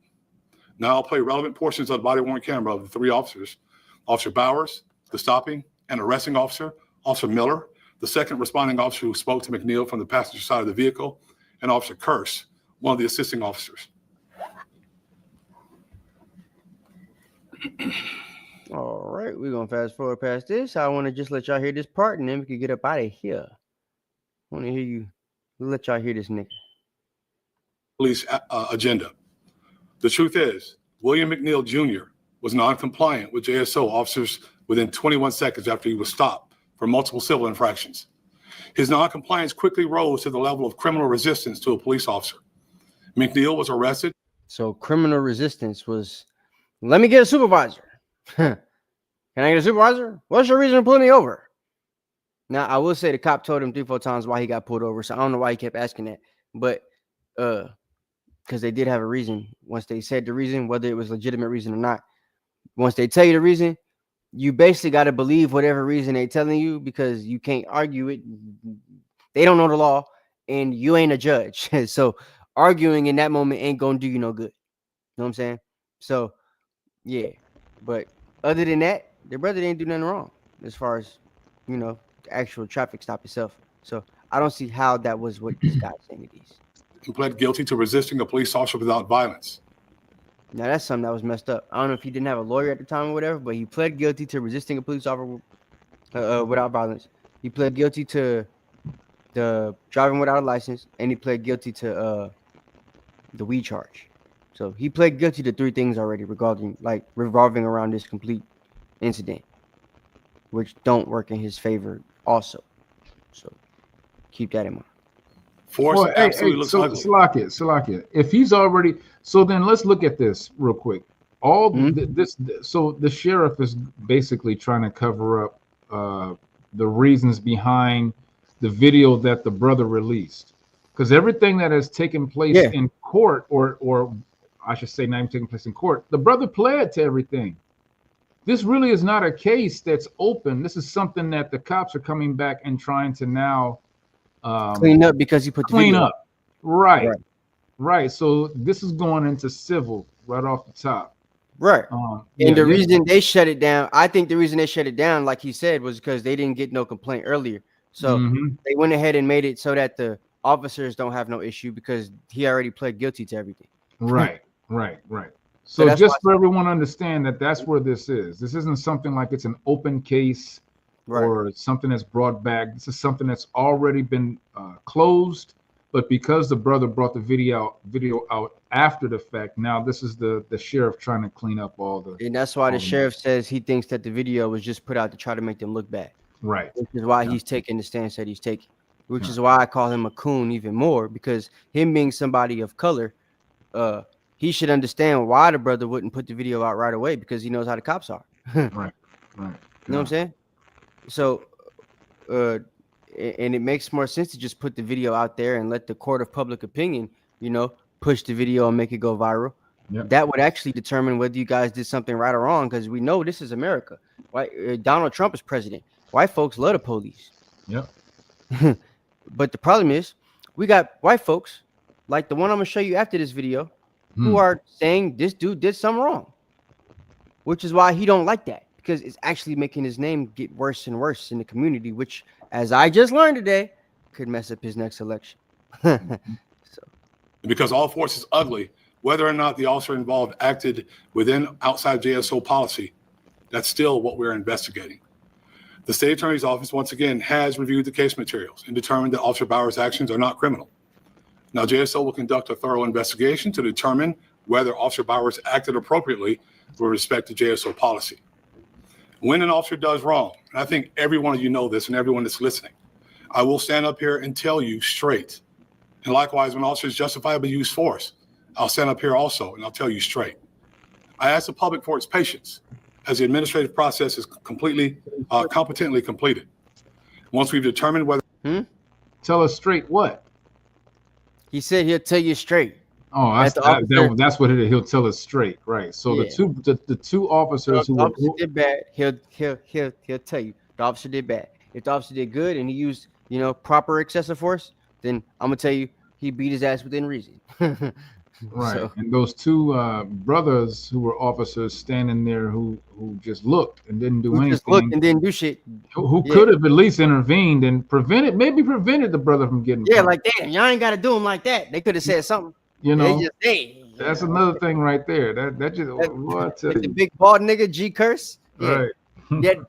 that big dude's a coon too, because he was bigger than every white cop out there. He didn't touch the black guy, but when they threw him to the ground and punched him in the face, he did his hands like this and just let them take him to the ground and then watch. Yeah, and just watch. Yeah. So yeah, that's the thing. Even when you got a brother there, they ain't got your back for real. I think that's what Sister Bayo was saying. So, if Officer Bowers acted within policy or not, I will immediately share that determination with the public. Out of an abundance of caution, pending the outcome of this administrative review, Officer Bowers has been stripped of his law enforcement authority. Effective immediately, all video footage presented in this briefing is available on all JSO social media platforms, YouTube, and JSO's transparency page. So I'll be glad to answer any questions you may have right now. watch this. Yeah, Eric. Yes, sir. That man named Eric. Listen to Eric. I know that he was charged with resisting arrest without violence. Yep. Now Eric sounded a little sweet. Don't worry about that. Just listen to this question. There was, when I go back and look at the other video from the cell phone video. Yeah. I can understand the officer punching the window out. But what I don't understand is, and I know you said that this was not rule criminal, sucker punching the guy in the jaw. First of all, let me stop you. Not a sucker punch. I'm not excusing that administration. And then you're gonna say I'm not excusing. So then what the hell are you saying? Yeah, what's not to excuse if it ain't a sucker punch? Right. You see? This particular part right here, when I saw this, that's when I said, I'm doing a class on this nigga. Because this part made me mad. I was at work on the machine. I stopped what I was doing when I heard him say that wasn't a sucker punch. I stopped what I was doing, had to pull my phone out of my pocket and rewind it so I could see that he said that with his black ass lips. And he actually said it. Right. That wasn't a sucker punch. Listen to what he's gonna say now. Watch. Administratively. I'm gonna say that to you one more time. I'm not excusing that administratively. There are things that we definitely need to look at. But the context of this video should tell you everything you need to know. Well, What? The context of the video was a nigga getting his window busted and then got punched in the face and then got pulled out the car and got punched in the face some more before he got thrown to the ground. What more context do we need about him getting punched in the face and getting thrown to the ground? No other video is going to show a better angle than the video from his phone because of the distance away from everybody involved. I also have a problem with how he said he's not going to excuse it administratively. Yeah, right? Meaning it's not going to do nothing physical to him, or it's not going to do nothing with his job for real. But right, you know, we may have him go home for 3 days. Yeah, that type we'll of give thing. him a little vacation, you know. But totally acting as if the punch was not like that wasn't a crime. That's basically what he totally just flew right by that. Yep, or I'm not going to excuse it administratively. We'll send him home. We'll if we find that you shouldn't have punched him, man. But let us do that to a cop. Right. Let us do that to another civilian in front of But us. a black dude, Eric gonna ask that in a little bit, right? And here, watch this shit. Again, I take it. It looks like it's a sucker punch because he's looking straight and you see this. Right. Okay, and then you see them pull him out, and you see a couple of punches to the face. Now, again, I understand. You see when he's talking about the punches to the face, this dude don't like that. He's like, so you gonna keep trying to bring up these punches to the face. There's nobody else in this whole room that's gonna ask questions about these punches. Ironically, everybody else gonna ask stupid stuff like, so how long you think the process is gonna take for the cops? Is everybody else in a situation where all the cops were good and they weren't hurt, and will there be any more body cam footage that's like a bunch of irrelevant ass questions? This is the only person that asks anything in regards to the guy getting punched in the face out of everybody that asked the question for the next 15 minutes, 20 minutes, right? So breaking the window, but they charged him with resisting arrest without violence. So I saw a lot of violence. I think the public saw a lot of violence against somebody that was not violent. Well, first of all, Eric, don't try to talk the public into what they saw. They just saw the same videos you saw. Which was violence that we saw. When I heard this part, I almost threw my phone. It's like, did he just say that? He just told this dude not to tell us what we just saw after the dude just told him what he just saw, which is what we just saw. We just saw the dude get beat up by the police. How you gonna tell him, Eric? Don't tell them not to. Nope. You are not gonna tell the public what you just saw and say that that's what they just saw. You are not gonna coach the public on what they're seeing with their own eyes, Eric. Nigga, what? Are you serious? He just said you're not gonna let them know. Y'all are not gonna tell me what you just saw in that video. I just saw the same video you guys just saw, and I didn't see any sucker punch. I just saw him gently slap the guy in the face real hard with a closed fist. Like, I don't know what you call that, but to me that's a sucker punch, right? The dude even said he was looking straight. So the same detail that Knock, who's not related to this Eric guy, I don't think, in any way, shape, or form. They don't know each other. They don't live in the same state. But Knock said at the beginning of us doing this thing that the dude was looking straight, and then he got punched in the face. This guy, Eric, saw the same thing Knock said, because he said, because you see he was looking straight, and then you see him get punched, then they pull him out the car. And the cop did this. So he agreed that that's what he saw. So from what I just analyzed, he saw what we saw. We saw what he saw, which was a punch in the face. But this nigga want to act like that ain't what we all just seen. All right. Make that make sense. This is cover up right in your face. So what we're doing, what I'm saying is that it is what it is. This is the information that I want to share with the. That was the nigga coming out, not the politician. Look, what I'm saying is, it is what it is. I ain't got an answer for that, right? Yeah, he punched him in the face. It is what it is. I'm not gonna disappoint. Like I'm not gonna, let it slide administratively. Man, that's the BS I get pissed off. I can't stand it. It is what it is. You see, he getting mad. That guy Eric gonna make him say some things that's real. That's the only reason I wanted to see. I could hear when he get pissed off, he stopped being a politician. The nigga started to come out. That Republican nigga. Public in context without a short clip. It's very important to do that because it provides a lot of information to the public. And you brought up it's important. Let me finish. It's important for the people to know that you're not allowed to resist a police officer when he's doing his lawful duties. First he said you don't, because he's not supposed to say you're not allowed, but then he said you're not allowed. Resisting an officer technically isn't the law, it's their policy. It's something that they've pushed in our heads so much, you don't want to resist an officer, that it feels like the law. But there's no law in America that says, thou shalt not resist the officer. It's been dealt with in several different times. You don't resist when you're doing your law. The way it's been dealt with is Philando Castile, Eric Garner, give me some more. Icog Gurley. Like, that's how they handle it, right? Lawful duties.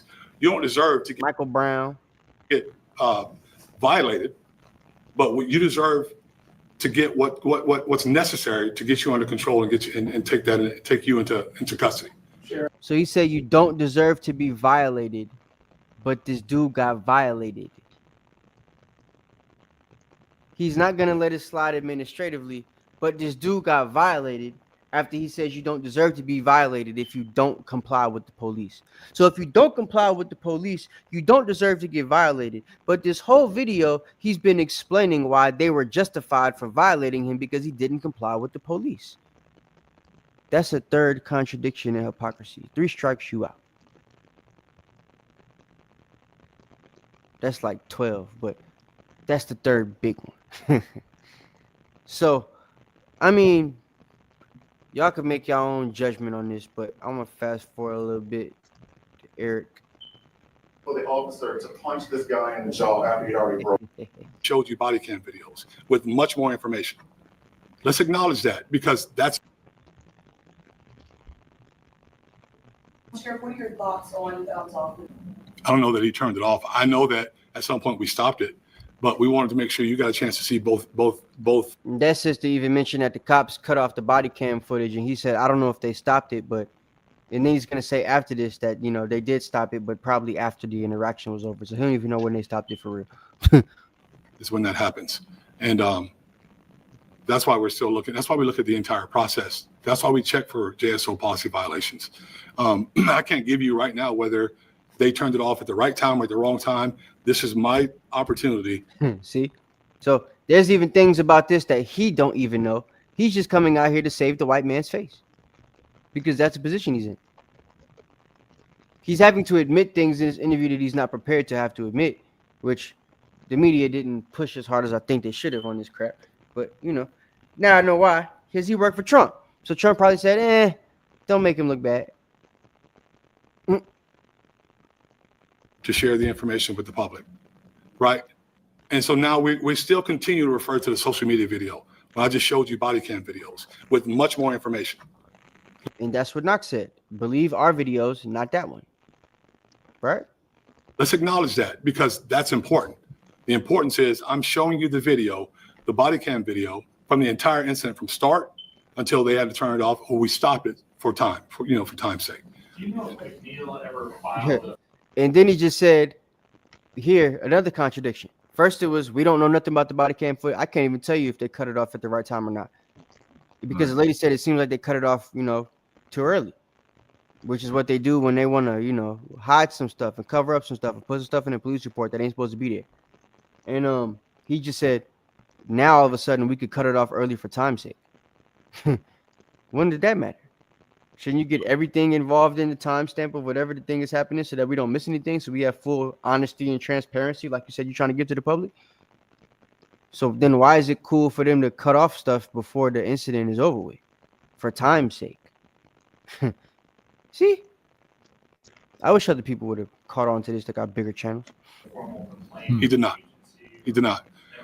He never filed a formal complaint, which we'd have been all over it, if had that been the case. But he did not. So that was his response, right? The reason the brother not getting what he want is because instead of allowing this black man to handle it behind the scenes like he wants to, so he could get elected again without no issues, and the black community looking at him like a coon, like he is now, he's saying he would have handled it the way we would want him to handle it if he would have took it, behind closed doors. But because he opened the door and showed it to the public before letting the brother know about it, he feels slighted. Feels like the guy's like purposely trying to make him look bad, so he gonna treat him as such. So I just want to get back to Here's the Eric. punch. Yeah, this is just to be a yes or no question. Wait, Eric, are you going to tell me how to answer a question? I'm just keeping You ain't it even simple. asked. Go ahead. So he just said this is gonna be a yes or no question. He said, Eric, Right. you don't, because he don't want to be subjected to have to answer. Exactly. Hey, so if he got his hands behind his back or some stuff like that, and the dude just punched him for no reason, is it like a sucker punch? Or if I was to do this to a cop, would I get arrested for it? Yes or no? No, but watch what he's gonna say. He's gonna make it okay for you to beat a cop ass in Jacksonville, ladies and gentlemen. And you can use this video as your evidence when you take it to court after they whoop your behind for beating the cops behind, if they don't kill you first, right? But remember, TK Waters said you could do this. Pay attention. Was it appropriate for the officer to punch this guy in the jaw after he'd already broken the window? Was that yes or no? Was that appropriate? It depends on the circumstances. But it's already determined it's not criminal. Now we're going to look for JSO policy violations. How about that? Is that good? Well, How do you define it as To non-criminal? another civilian, they would Hold be. on. How about that? Is that good? Well, if a civilian did that to another civilian, they would be in handcuffs. No, not necessarily. It depends on the circumstances, the situation. And So in this battery case, isn't battery in Jacksonville all the time, guys. Yeah. You might be able to smack that Edomite right upside the head at camp one day and get away with it. It's circumstantial. He spit in my face, officer. He got a little too close, officer. He's got red skin, officer. Depends on the circumstances. Or does that only work for them and not us? well, I had a cop tell me some years ago that a lot of times when and this is kind of the same situation when you have a cop that does something that's unnecessary, cops are already on the defense. So you know how we can claim self-defense in certain situations? Because that's what he was trying to say. It depends on the circumstances, right? That would be whether if it was in self-defense for a citizen versus another citizen, or what's also called mutual combat. But for a cop, when he comes on the scene, whenever he feels and deems that he might be a threat for his life or safety and security, it's now self-defense. So that's what a cop told me. So, and what he's saying is that a cop they'll never tell discretion to determine the situation. Exactly, meaning that I can hit this guy because I'm afraid for my life. I don't know what he's doing. He's not getting out the car. So in defense, I have to hit him to protect me. That's basically how that goes, and that's all policy. But yeah, I know this cop here too. This is another good video. Yeah, so I ain't never seen this dude before this incident. I ain't subscribed to him. Don't give a damn about him. But he said something that I agreed with, that I wish the black guy would have said, that we just seen in the interview. So watch this. Yes, I stand 100% against bad cops, criminal cops, and cops who hide behind policy. Now, I know, Tanis, you're a very young man. You're former military, it looks like. You got a long way to go. But I'm going to tell you something. When you create policy, it's so convoluted that cops can do anything they want with it, including brass fucking over the really good cops in the department and getting rid of them. Now, I know you were never a cop, so you don't understand that. When you create something like use of force, standards, policy, you can manipulate anything around it. And the most specific example I give lately is the concept of the 30 by 30 agenda lie that females commit less excessive force than males. Let me explain this to you. If I have Mike Tyson in his prime on a traffic stop and he is actively resisting, and I have 10 officers who are there, right? And 9 of them are all built like Evander Holyfield. Well, if they go right to their gun, I'm going to say it's going to be, I don't agree with that. You should be able to go toe to toe with them. But if I have one that's a female, 140 pounds, she's 5'6", and she goes up against prime Mike Tyson, all of us are going to say it's objectively reasonable that she goes right to her gun. It's Mike fucking Tyson in her prime. You see? Policy. Yep. Discretion. Even though they would say that, I would say, nigga, you got a gun and he don't. What the hell you mean? Exactly. You supposed to be a cop trained to beat up motherfuckers bigger than you full time. You the lady that decided to become a cop at 140 pounds, bitch. Right. Like, why? Just because you decided to get into a job that you never should have been able to take in the first place if it wasn't for equal rights and equality and crap. Feminism. Feminism. And now that you decided to take the job, because I'm built like Mike Tyson, you supposed to be able to shoot me if you come into contact with me because you fear for your life because you got a job you're not supposed to have? That don't make no sense. But he just said even he would agree with that. You know what I mean? So even the good cops ain't good cops because the shit they say still don't make no damn sense. Right. How you get trained and you go to the academy, you a woman. You're supposed to be trained to go against guys Mike Tyson size or the Big Show size or the Great Khali size. Goddamn. Manute Bowl size. Yeah, every now and then they're gonna pull over that basketball player that's 6'7", 7'1", whatever. If he get belligerent and it's a female cop that pull her over, you telling me she get the right to just shoot him? He a basketball player. Right. He tall, but he ain't that strong. He's skinny. He throw a damn 5-pound ball for his living. He can't survive no bullet. He probably don't even got that much skin on his bones and stuff if he's 7'1". I'm just saying, like, it don't really make sense when you put it in perspective, right? Right.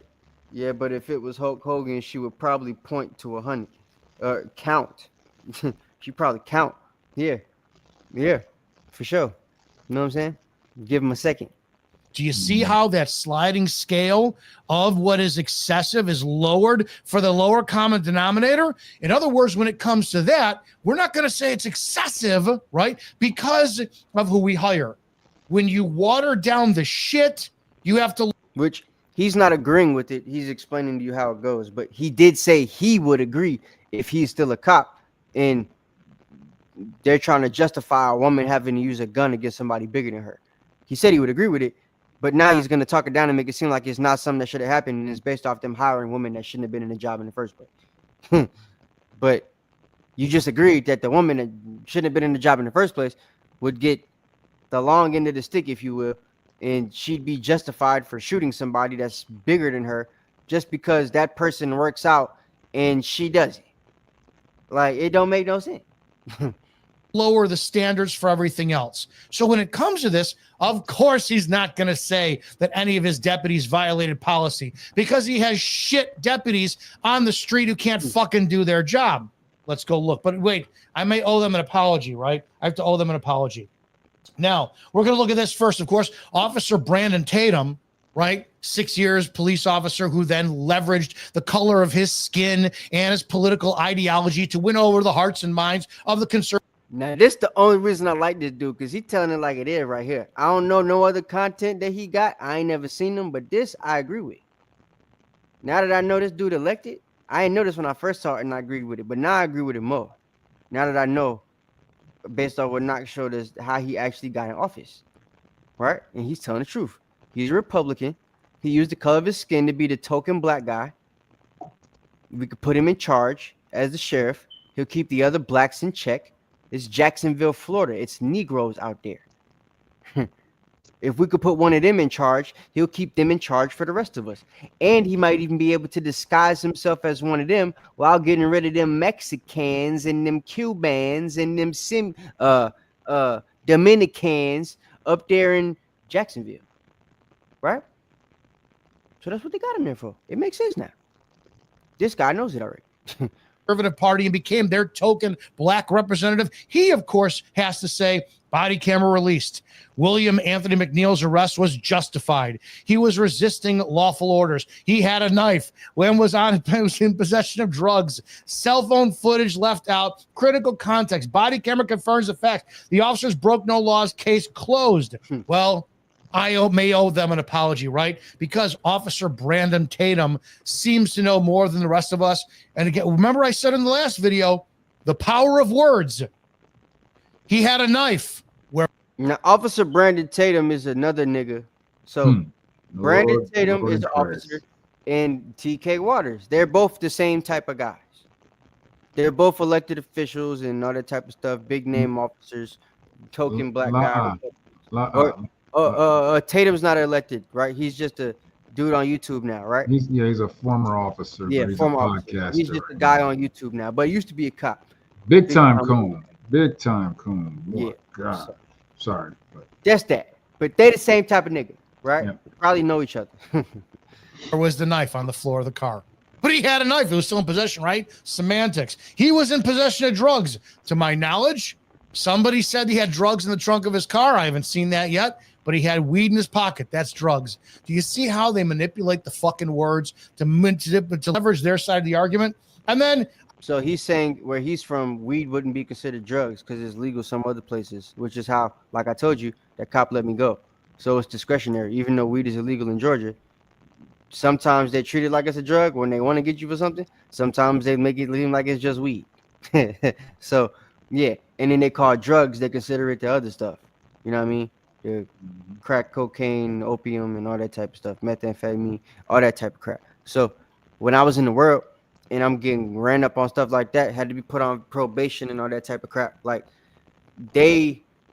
even when I was on probation, I never, ever, ever passed a drug test. The whole time I was on probation, I failed every single drug test. You know how I got off probation? I finished paying my money. I was going to tell you, you got to pay them off. That's all I did, bro. That's all I did, not. That's all I did, bro. I kid you not.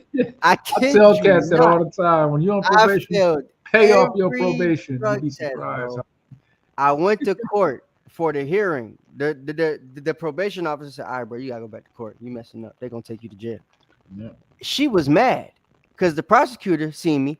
She didn't let me go see the judge. She just took me to the back room. All right, look, Eric, you only got to pay us $120 more. I understand you haven't failed the drug. I mean, you haven't passed the drug test yet, but you only have $120 more. Are you prepared to pay that today? I said, yes. She said, okay. If you give us $120, I'm free to let you go. I said, what? Shit. Where will I pay? And I went to the window, paid, and that was it. Pre-trial diversion. She wrote it up, took it off my record, everything, for just paying $720. You understand? So they could do whatever they want. Yep. And the cop is explaining that to you. Well, I don't know if you're still a cop, but this white guy, right? And what they do is these cops like TK Waters and Tatum and stuff, they put you in situations where it's harder for you to, make your case because of the things that he already put out there to try to make the black guy look like he did bad in the first place, which is the weed charges and all that other stuff he was talking about. So, yeah, you got to be blameless in these type of situations. But even when you're not, they have the right and the discretion to choose to make you blameless or not. And it's like they be choosing what they want to do in whatever situation to whoever it is that they want to do it to, right? Like in my situation, the cop I was dealing with when I was in the world let me go for illegal drugs. Then I meet a cop after a car accident in the truth that wasn't even my fault, and the nigga take me to jail for DUI, and then found out I wasn't drunk, and still took me to jail. Just like that's what happens. It's the discretion. Okay, so you gotta keep that in mind. I want to look at Police Law News, who I respect his content. I like his content. This one, in my opinion, is just a shit take. I'm telling you why. What it gives is cops power to do whatever the fuck they want in a traffic stop when they can't even tell the fucking truth about why they stopped somebody in the first place. This is a bad traffic stop. Inclement weather, but there's raindrops. It doesn't make a difference. Holy shit, and shove me. Now, the way you know that it's not natural raindrops or raindrops that are falling right now, it's not raining anymore. For one, you can see that the condensation on the ground is not on the ground anymore. It's already started to evaporate.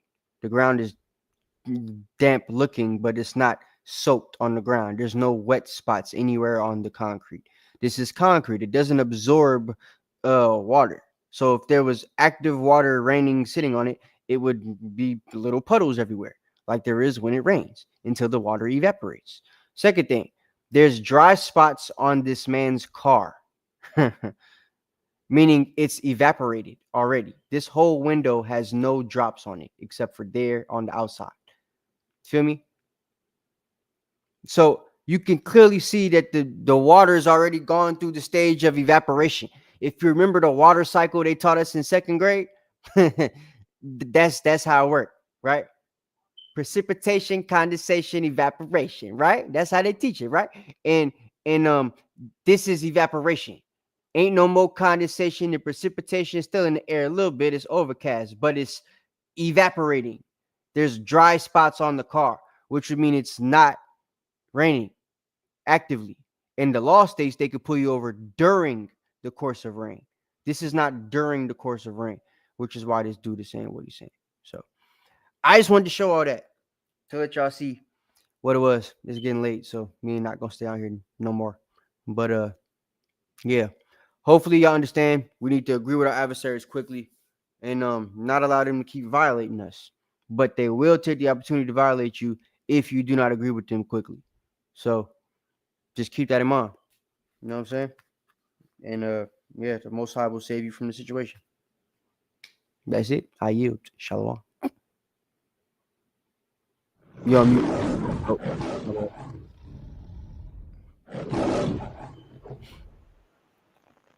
Yeah, that's absolutely true. All praises to the Most High.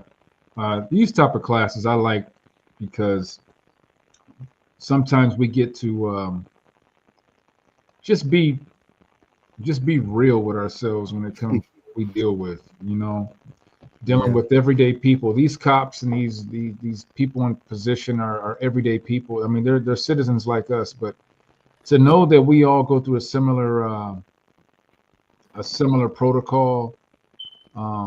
It's good to kind of feed off each other's information to know how we should handle these situations.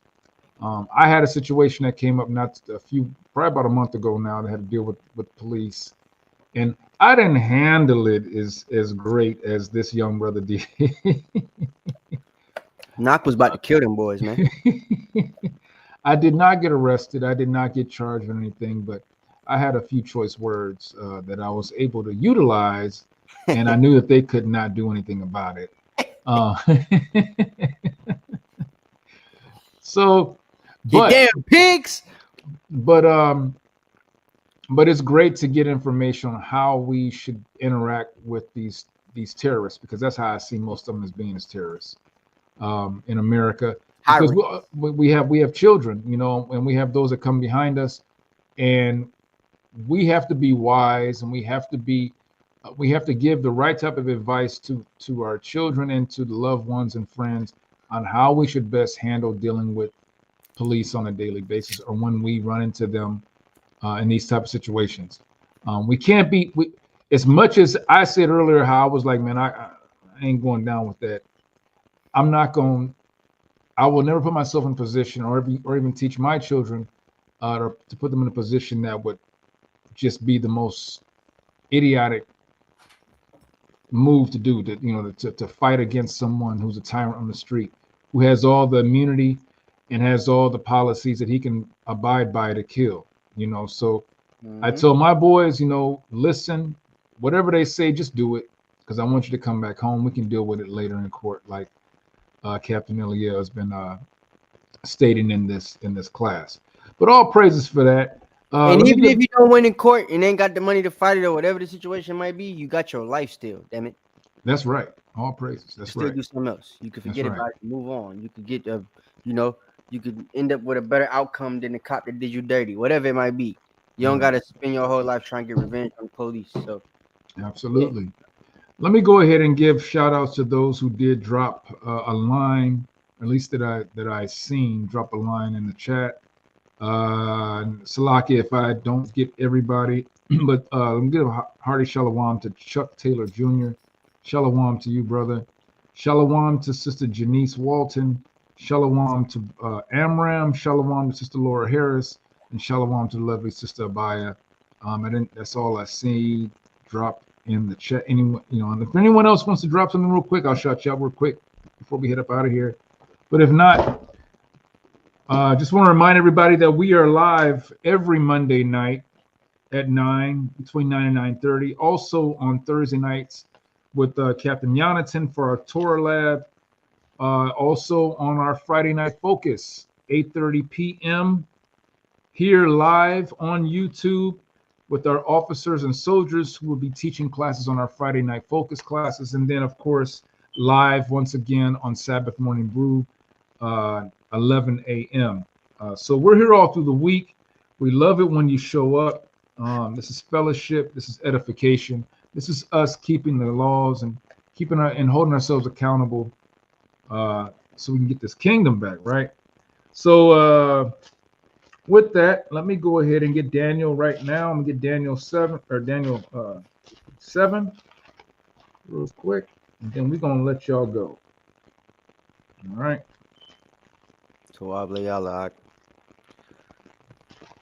This is the book of Daniel, chapter 7 and verse 18, and it reads, "But the saints of the Most High shall take the kingdom and possess the kingdom forever, even forever and ever."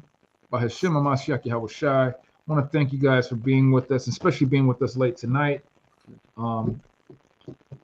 But we'd love to see you again next week. I am Officer Knock. Captain the aristocrat. And we are the Anointed House of Saints. And again, thank you for being here with us. Hey, I want everybody to have a wonderful rest of the week. Make sure to tune into the rest of the classes, and see you on next Monday night. All right. Yasha Allah, Kwam Yasha Allah. We love y'all. Shalom, shalom, shalom.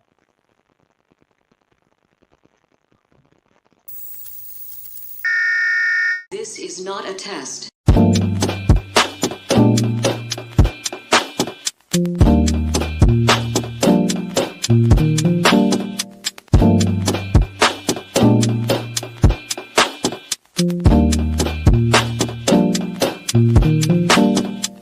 Black skin, black sauce, black Jesus, black music, black skin, black sauce, black Jesus, black music, black skin, black sauce, black Jesus, black music, black skin, black sauce, black Jesus, black music, black music, black music, black music, black music.